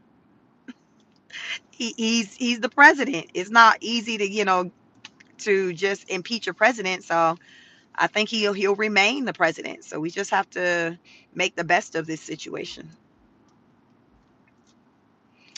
We just got to make the best of it. Gary say, never reward your enemies. We need to pray for one another. Yep. We have to get through this through prayer and working with one another, not fighting against one another. Like, these are times where people are going to have to rely on one another more than ever before. Family, friends, like, there's strength in numbers, right? There's strength in numbers. So we're stronger as a people when we come together, versus when we try to do things independently. So we have to learn to work together, to play together. We got to learn to do all of that. Put our differences aside. It's not about black or white. It's survival. We're in survival mode right now. We're in survival mode right there now. And how you know that this is real is like everyone, as someone in the chat said, everyone's like talking about it. That's why I come out here and talk about it and give the updates, because it's like all the content on all news network is basically the same. Black Strawberry says, I'm just scared because I want to get out the country. I want to go out in the country, but what all these tariffs, I'm not sure. Yeah. And then they talk about people should be mindful with their travel, if like with going in between multiple countries, in between countries, if you're like, say if you're not a US citizen and you're going to like other countries, because they're really questioning you heavy when you're returning back to the USA. They're like, yo, what was you doing over there? Why were you over there that long? How often do you travel over there? They're like questioning. So there are some people who have gotten stuck, and in the midst of that questioning, they were told, like, no, we're not going to let you back over there, because it was determined that that person wasn't a legal American citizen anyway. So they were like, yeah, your paperwork ain't in order, so we just gonna let you just stay over here. I've heard people's stories. There was a lady who went to Jamaica to visit, and when she tried to come back to the U.S., they would not let her back. Her man and her kids were still here in the U.S. She had went by herself, and when she went through the airport, they would not let her back in. They were like, no, you got to stay over here because you're not an American citizen. So I don't know what's going on with her now, but she ain't here. I don't know what happened with her man and her kids, but she had been in the U.S. illegally for about 20 years. Her and her man had came over to the U.S. illegally. They wanted, like many people, better job opportunities, things like that. They had a child together here in the USA.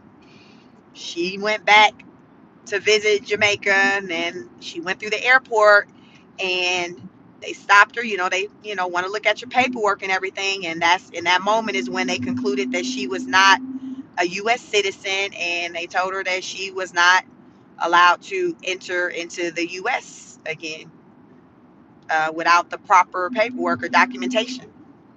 Her story hit the news. It was like, probably maybe back in maybe March.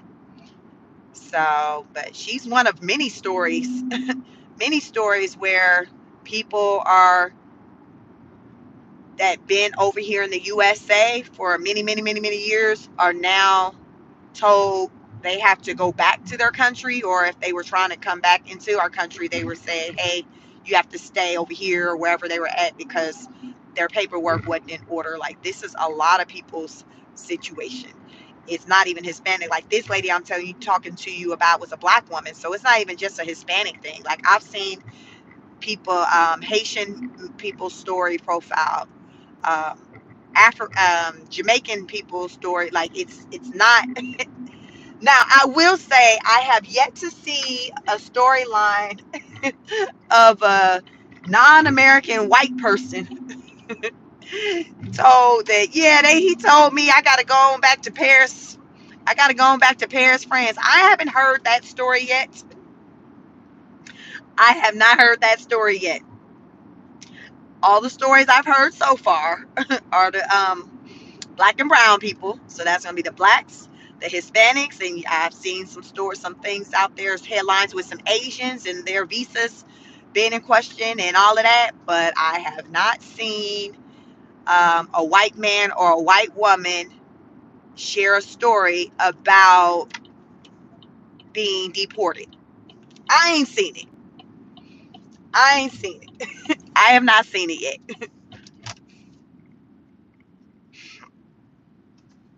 I have not seen it yet, but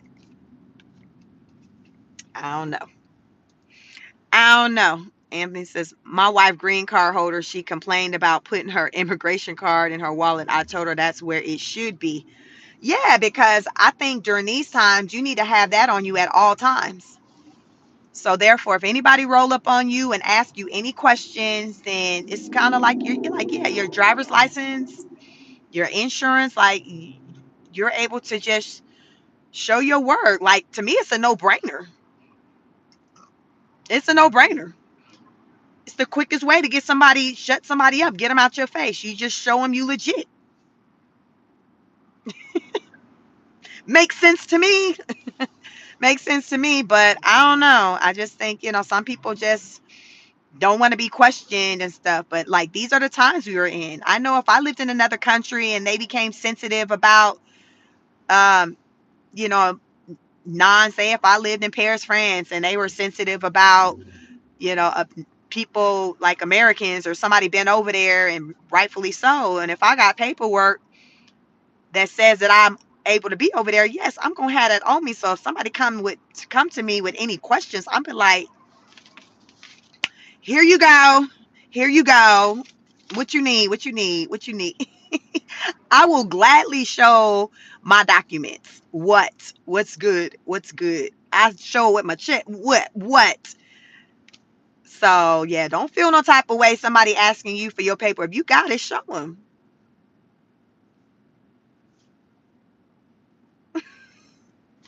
Now, can I go, please? Like, pull that paperwork out. So yeah, Anthony, you make sure she had that paperwork on her at all times, forever, ever, forever, ever. She need to always, not just now, but always have it, because you just never know.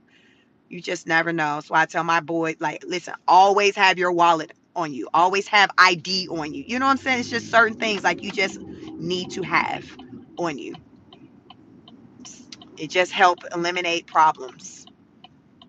It just help you, like, just always have it on you. Have some type of identification on you to identify who you are. It's better to have more information than not enough. That's what I live in. I'd rather have more than what I need than not enough. Especially if you're somebody who is a foreigner or you somebody who's black or brown. Listen, if you're not white, you are more likely to be questioned. So it is what it is. It is what it is. It's just about being aware. It's not about changing nothing. It's about being aware and moving accordingly.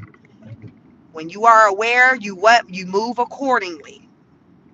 So I teach my kids, so therefore they are aware, especially my sons.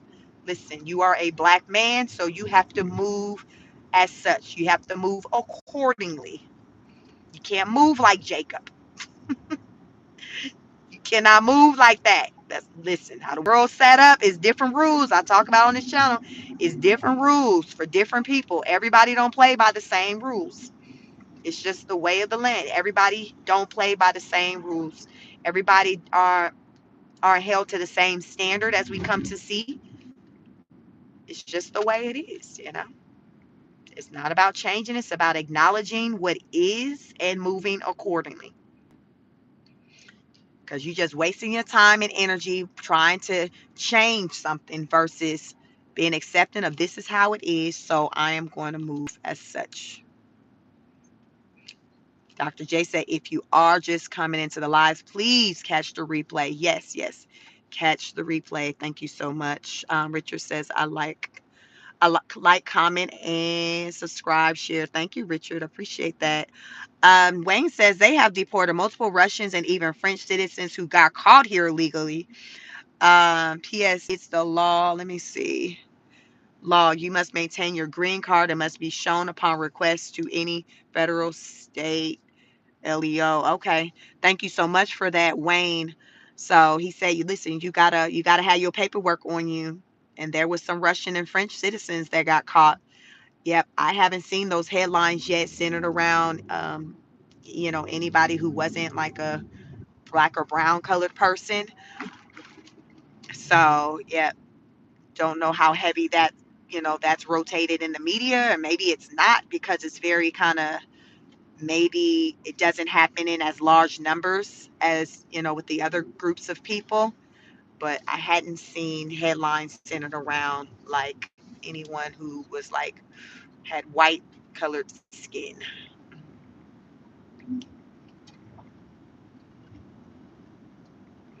Yeah, going to buy my grandkids baby dolls this weekend. You going to get them baby? Listen, Trump says they don't need 35, Anthony. They don't need 35. 3 is fine. Give them 3. Give them 3. They'll be all right. OMG. I'm like, damn, how much the baby dolls cost? Because that lady showed it, said the dolls are going up. Y'all, how much they letting go Cabbage Patch dolls? How much they letting go of them baby alive dolls? Because that reporter said, listen, Trump, the baby dolls, the prices is going up. What we doing? What we doing? What are we doing? The prices are going up for the baby dolls.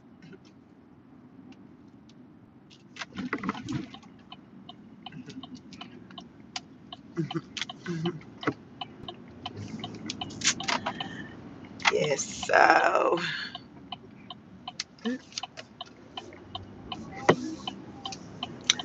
these are the times.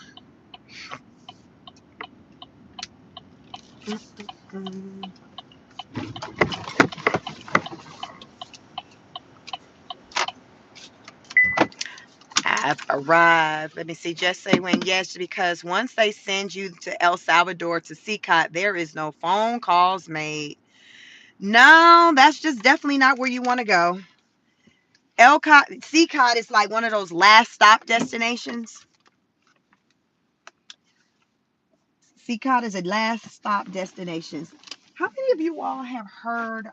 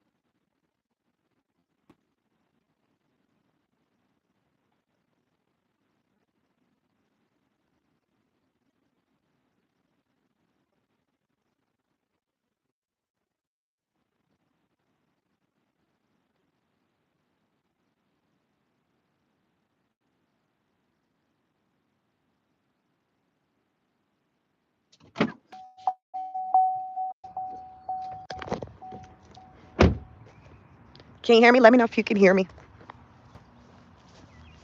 Can you hear me? Can you hear me? Can you hear me now? Can you hear me now?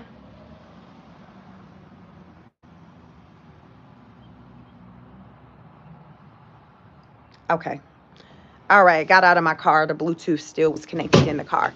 So, are any of you familiar with like San Quentin Prison? It's a prison that's in California that was open in the 1930s and then they closed it, I think, in 1963. Are any of you all familiar with San Quentin Prison? From what I've heard, I haven't deep dived into it, But what I've heard is that President Trump is looking into opening that prison again. Take it back. Not San Quentin, it's Alcatraz. Alcatraz.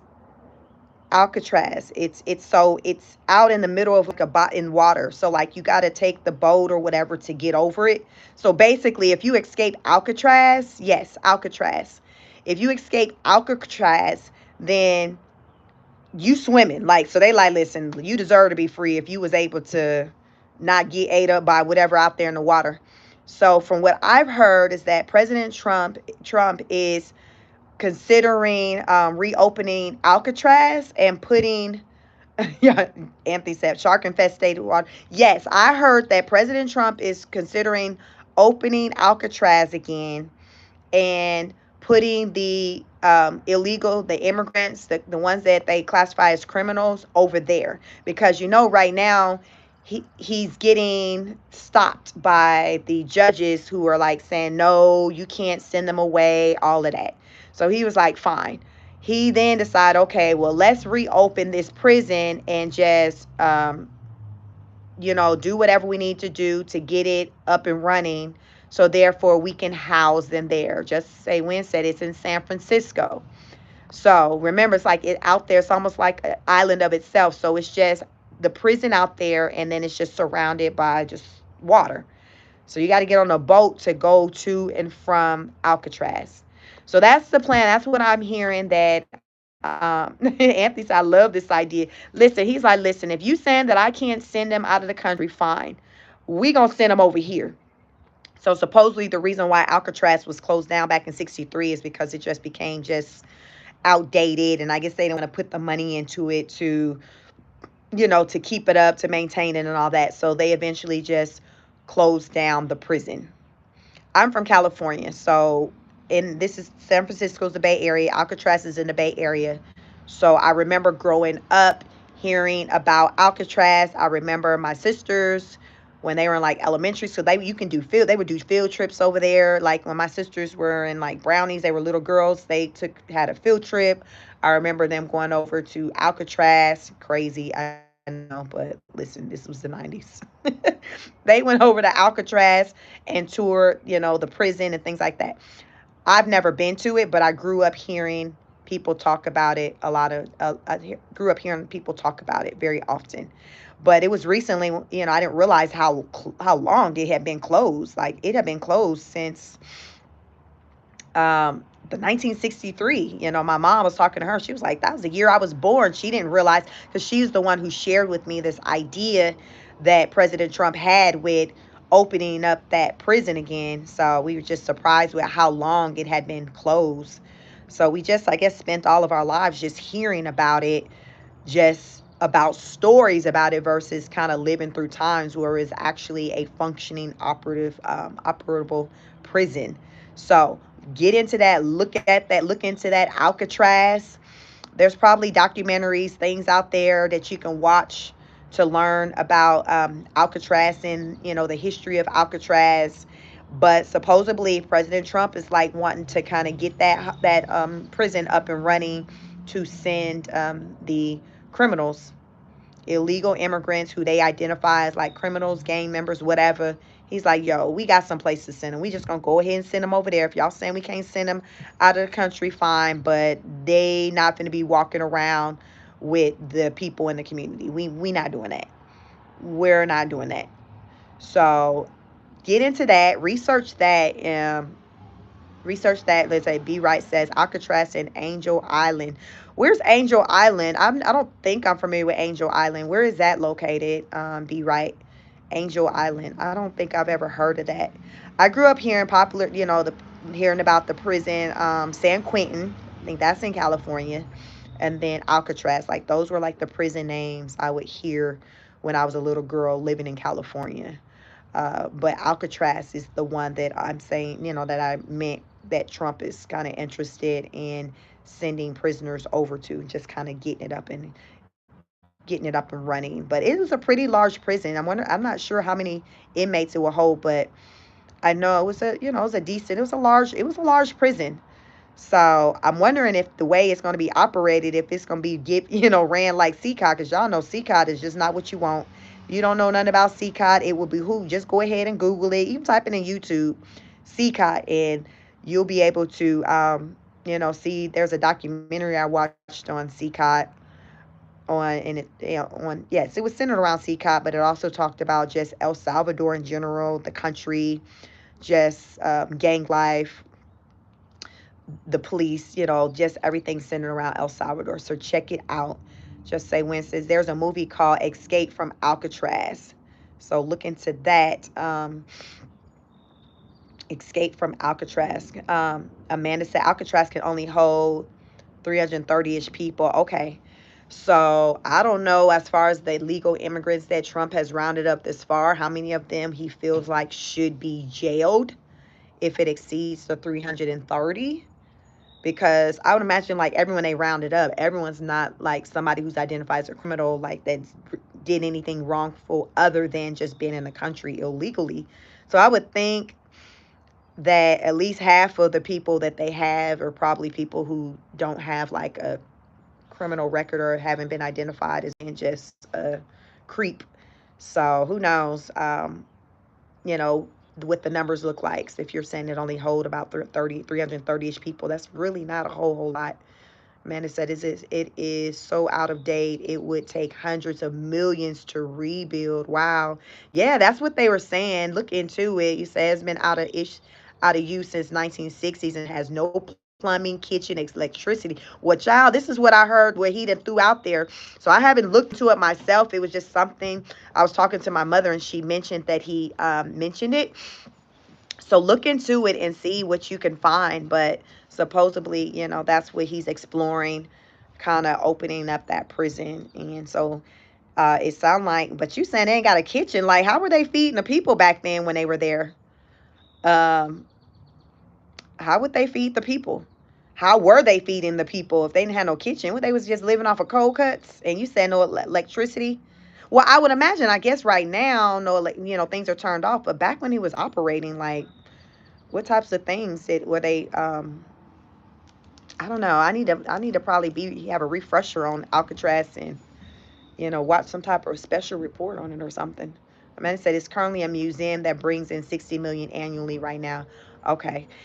I wonder how long, because I remember my sisters when they were younger doing like a trip and were going over there as little girls. I didn't go, but I just remember my sisters. I have twin sisters, so I remember them together, having a field trip going over there, and that would have been like in the 90s, maybe 80s 90s.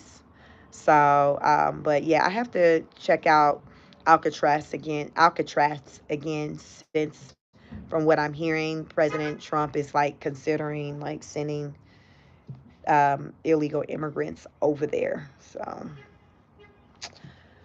another great Trump idea, Anthony says, can be upgraded for more prisoners. Add open squad bays for birthing. Trump needs an alternative way to lock them up. Well, listen, he's going deep in thought with trying to come up with ways, because when he brought up Alcatraz, I'm like, Alcatraz. He brought it up, so he seems like he said, listen, because I already knew, even though the courts are preventing him from returning the people, they had made it very clear that we're still going to round them up.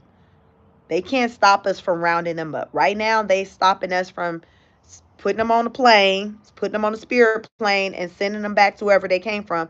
But they cannot stop us from rounding them up. But my thing is, like, where are all these people? Where are you going to keep them at? And I know they got these different like detention centers that they have where they're keeping them now, but eventually they're going to run out of space with the way they're talking about rounding them up. So they got to come up with some type of idea. So I guess that's when the Alcatraz idea came up. But we'll see. And if it will take a lot of money to kind of get it up and running, it sounds like, I guess, Trump willing to, hell, he willing to pay out $15 billion a year for the baby bonus. Because remember, I said the birth rate for the U.S. is down, and he wants to offer a baby bonus to the American citizens. So I guess a woman, I guess the money would go to the woman, because the man, he got to help out with making a baby. But I'm guessing the carrier, the baby, the mom, she's the one who's getting the 5,000. I don't know if, okay, mama and daddy both getting the 5,000, so that's a cool 10,000. But it's still not enough for me. It's still not enough. So if he's willing to pay that, and it was estimated that if going along with that idea, and I guess based off of how many people they expected, they would think, or whatever that could accept, it would be about $15 billion a year. It would be $15 billion a year that it would cost the U.S., and then that would be tacked on to already the $36 trillion debt that we currently have. So those are the numbers. I remember that number. Those are the numbers. So that's where we are with that. So Trump's willing to pay out some money. Remember, he's offering to pay the illegal immigrants $1,000 just to get up out of here. So right now, it's like he's willing to pay out the money to get whatever it is that he wants. So that's the thing. He's willing to pay to get what he's want. To get what he wants, Trump is willing to pay to be the boss. He's willing to pay to be the boss. He putting it out there, y'all. These are recent headlines that just put out there. Anthony said I was good with Gitmo. Yeah, I don't know Gitmo, but it's still, even with Gitmo, like, that's still them being removed from our country. So that's the problem that's happening, I guess, with them, the immigrants being removed from the U.S., and um, the judges and everything arguing for the illegal immigrants to go through the judicial system and have due process or whatever. The judge, so they can't explore these ideas with going out of the country. But to add that, recently, not governor, he's not the governor, but Marco Rubio. Marco Rubio, he's underneath the Trump administration. He has said that they are currently having conversations with other countries centered on creating prisons to send people to from here. So, like, I guess illegal immigrants. I don't know if this option is also open for even American U.S. citizens, because remember, Trump did say that he was interested in sending American citizens who basically are found guilty of whatever crimes. He's interested in the idea of them going to prisons in other countries. I just know Marco Rubio was like, listen, we're having conversations with different countries about potentially sending prisoners over to be housed in their countries in prisons. So that is something that is on the list of things for them to talk about. Um, let me see.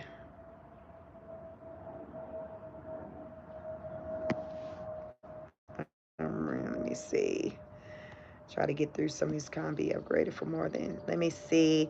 Anthony says can be upgraded for more prisoners at squad base. Okay, seen that. So yeah, I mean, you could, if there's a will, there's a way. If he wants to make not San Quentin, but Alcatraz work, he can make it work. He might have to find another facility too to house people in. But Alcatraz, if you're saying it's 300 and something people that it'll hold, well, those 300 some people will be right on over there. So he got, what, 4 years to make it do what it do. So he got some time, but he's clearly showing that he's not above spending money. He's like, listen, Elon and found the monies that we was able to save, so we just gonna reallocate these funds. Trump's like, we reallocating these funds. They're going to a good cause. They are going to a good cause. So he was like, he got to do what he got to do to make America great again. That's what he said.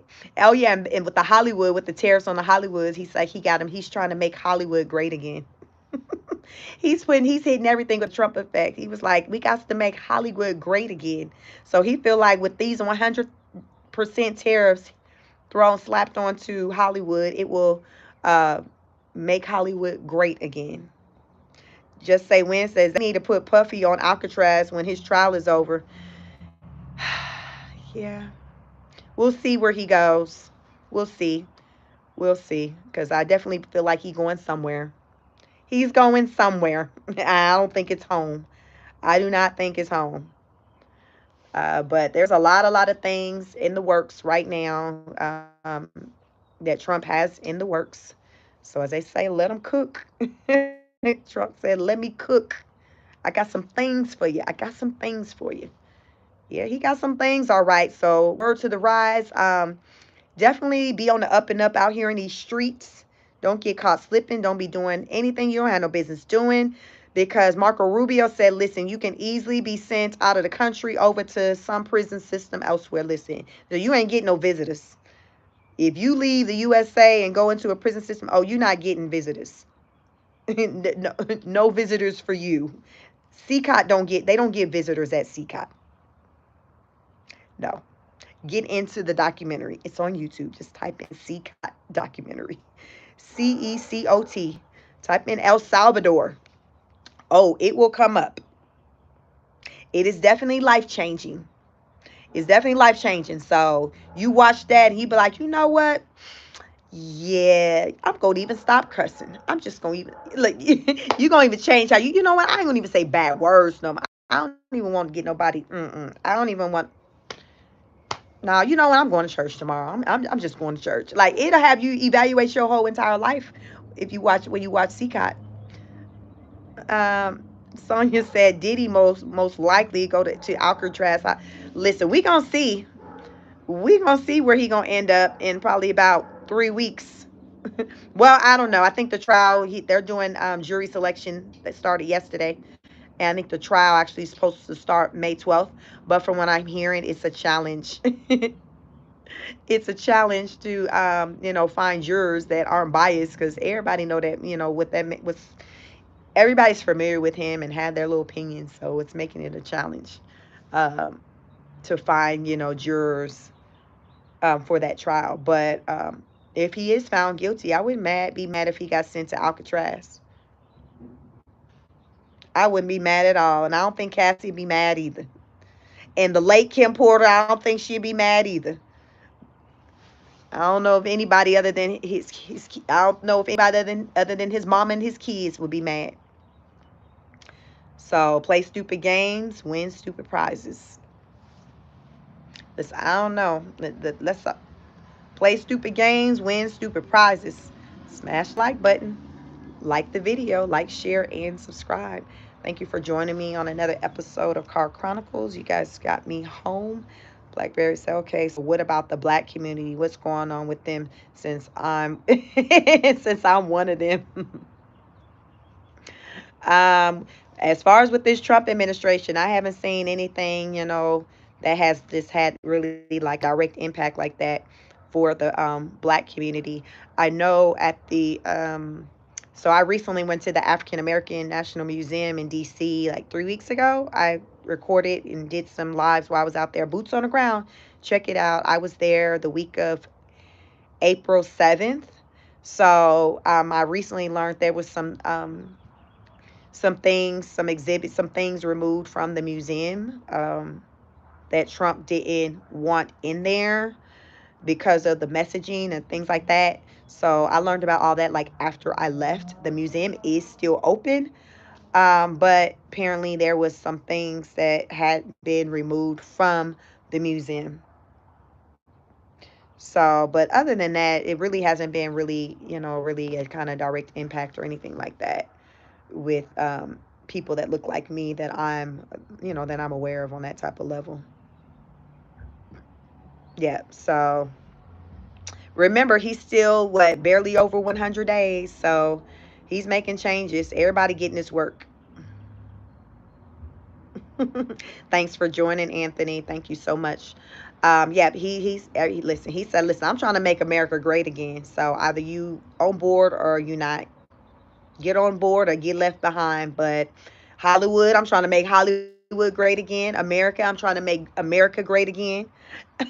Like that's a messaging. He like, listen, what you got going on? Let me help you make it great again. Whatever your struggle is, whatever your struggle is, I'm here to help you make it great again.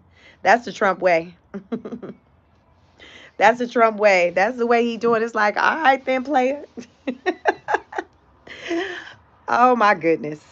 I just listen. I report the news and laugh. I report the news and laugh. Definitely catch the replay. Thank you all so much for joining. Happy Tuesday, Taco Tuesday. How was your Cinco de Mayo yesterday? I told y'all Cinco de Mayo was going to hit different this year. Student loans. Student loan due date fell on Cinco de Mayo. Y'all go out to the Mexican restaurant. Y'all have some drinks. You pay your bill. Was you drinking and paying your student loan bill? And watching for Diddy trial updates. Listen, that's how the Cinco de Mayo went this year. Drinks on hold to pay your student loan bill and watching updates online centered around the Diddy trial. Like that was Cinco de Mayo. Dr. J, I'm gonna check my email when I go in the house and see if you sent something. So I'll check it from my laptop. Diane says Alcatraz is a crumbling pile of cement and rust. No way it could function as a prison. I live 45 minutes away. Listen, that's what I hear your president. That's what I hear your president said, Diane. That's what they said. I haven't deep dived in it, but see if you can find something on it. But that's what you said. Just plain stupid. Listen, Trump gonna come with the ideas. Trump gonna say, "Listen, I'm about to throw this on the wall. We finna see what sticks. We finna see what stick. I'm just gonna throw it. I'm just gonna throw it." And that's the latest of what I heard he threw on the wall. So we gonna see if it stick. Cause I left California in '96. I was a teenager when I left there, but I grew up hearing about Alcatraz. So I'm familiar with the name, but that's about it. So some of y'all have been telling me some little fun facts about Alcatraz. So I'm like, oh, Diane said, I know he said it. Everything coming out of him is lies and BS. You like, Diane, like listen, I know he said it. It sounds like some ish he'd say. It sounds like some ish he'd say. But Trump gonna come through with the ideas. It's up to you of whether or not you're gonna be here for them or not. Oh, but he coming with the ideas. He's coming with the ideas. That's for sure. He's gonna come with the ideas. So, but listen, as Nicole says, MAGA. So this is our president. It's a lot going on. A lot of people are just kind of feeling kind of uncomfortable with what they're seeing taking place. A lot of people aren't feeling comfortable about what they see taking place, but it is like the Twilight Zone. It does feel like that. It does, just it's like many of us say that these are times that we've never experienced or seen before. And yeah, I mean, it's surreal. Like these are the times we're in. These are the times we're in. So I can't help but to come out here and report on them because I learned so much information. And I'm just thankful I have a YouTube channel and I can come out here and just share these updates with you all. Cause y'all, I can't keep this to myself. It's too much. It's too much. I got to come out here and talk to somebody, even if it's just two of y'all on here. I can't keep this to myself because it's a lot. Hell. I don't know if I'm going to come in sometimes with all this information. Like, it's a lot. It is a lot. Shit, I need to, what they say, phone a friend. So when I go on live, I am phoning thousands of friends. Talking about, listen, I need help trying to understand what the freak going on.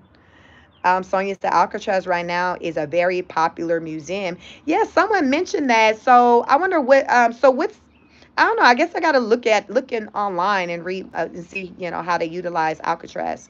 So I guess he like Trump like, well, listen, we about to shut down this museum because we need to open it up and make it do what it was initially built for. So y'all finish getting y'all pictures, doing your photo op, because we about to go back into business. We about to go back into business. Strawberry says, I think R. Kelly is going there too. Jesus, R. Kelly and Puffy in the same prison. Making music. As Nicole says, except Kamala, even she couldn't make it into that joke. Oh Lord, yeah. Listen, we're here. We all hanging on by a wing and a prayer. By a wing and a prayer. But we're survivors. We're survivors. We're gonna get through it. We're gonna think positive. We're gonna think positive. That's just all that we can do. We'll make it through together. Together, we gonna get through it together. Cause you don't get through something like this on your own. You definitely need a village. You need people to be able to talk to, because a lot of this is very heavy. It's very heavy, and then people in their day-to-day life, a lot of people don't have anyone else. They're just by themselves. They're alone. There's a lot of lonely people out here in the world. They don't have people. They don't have anyone. So I understand that, and that's the beauty also of the internet. So for people who don't have anybody physically there with them, they can access people through the internet and communicate through people online, with talking to them, building some type of rapport, some type of unit, things like that. And you just want to just do it in a healthy way. You don't want to be a stalker, be some weird creep, but if you find someone's platform and you enjoy their content, the things that they talk about, there's no problem with supporting them, you know, uh, being active in the chat, sharing your thoughts. Like, there's nothing wrong with that. That's what it's about. It's just about how you do it, being respectful. And so, with my little space, my little piece of the internet, it's just centered around just coming over here and just being respectful about your thoughts and feelings. And I welcome them all. I just want you to just be respectful as you talk your talk, because you are certainly welcome to talk your talk over here without being blocked.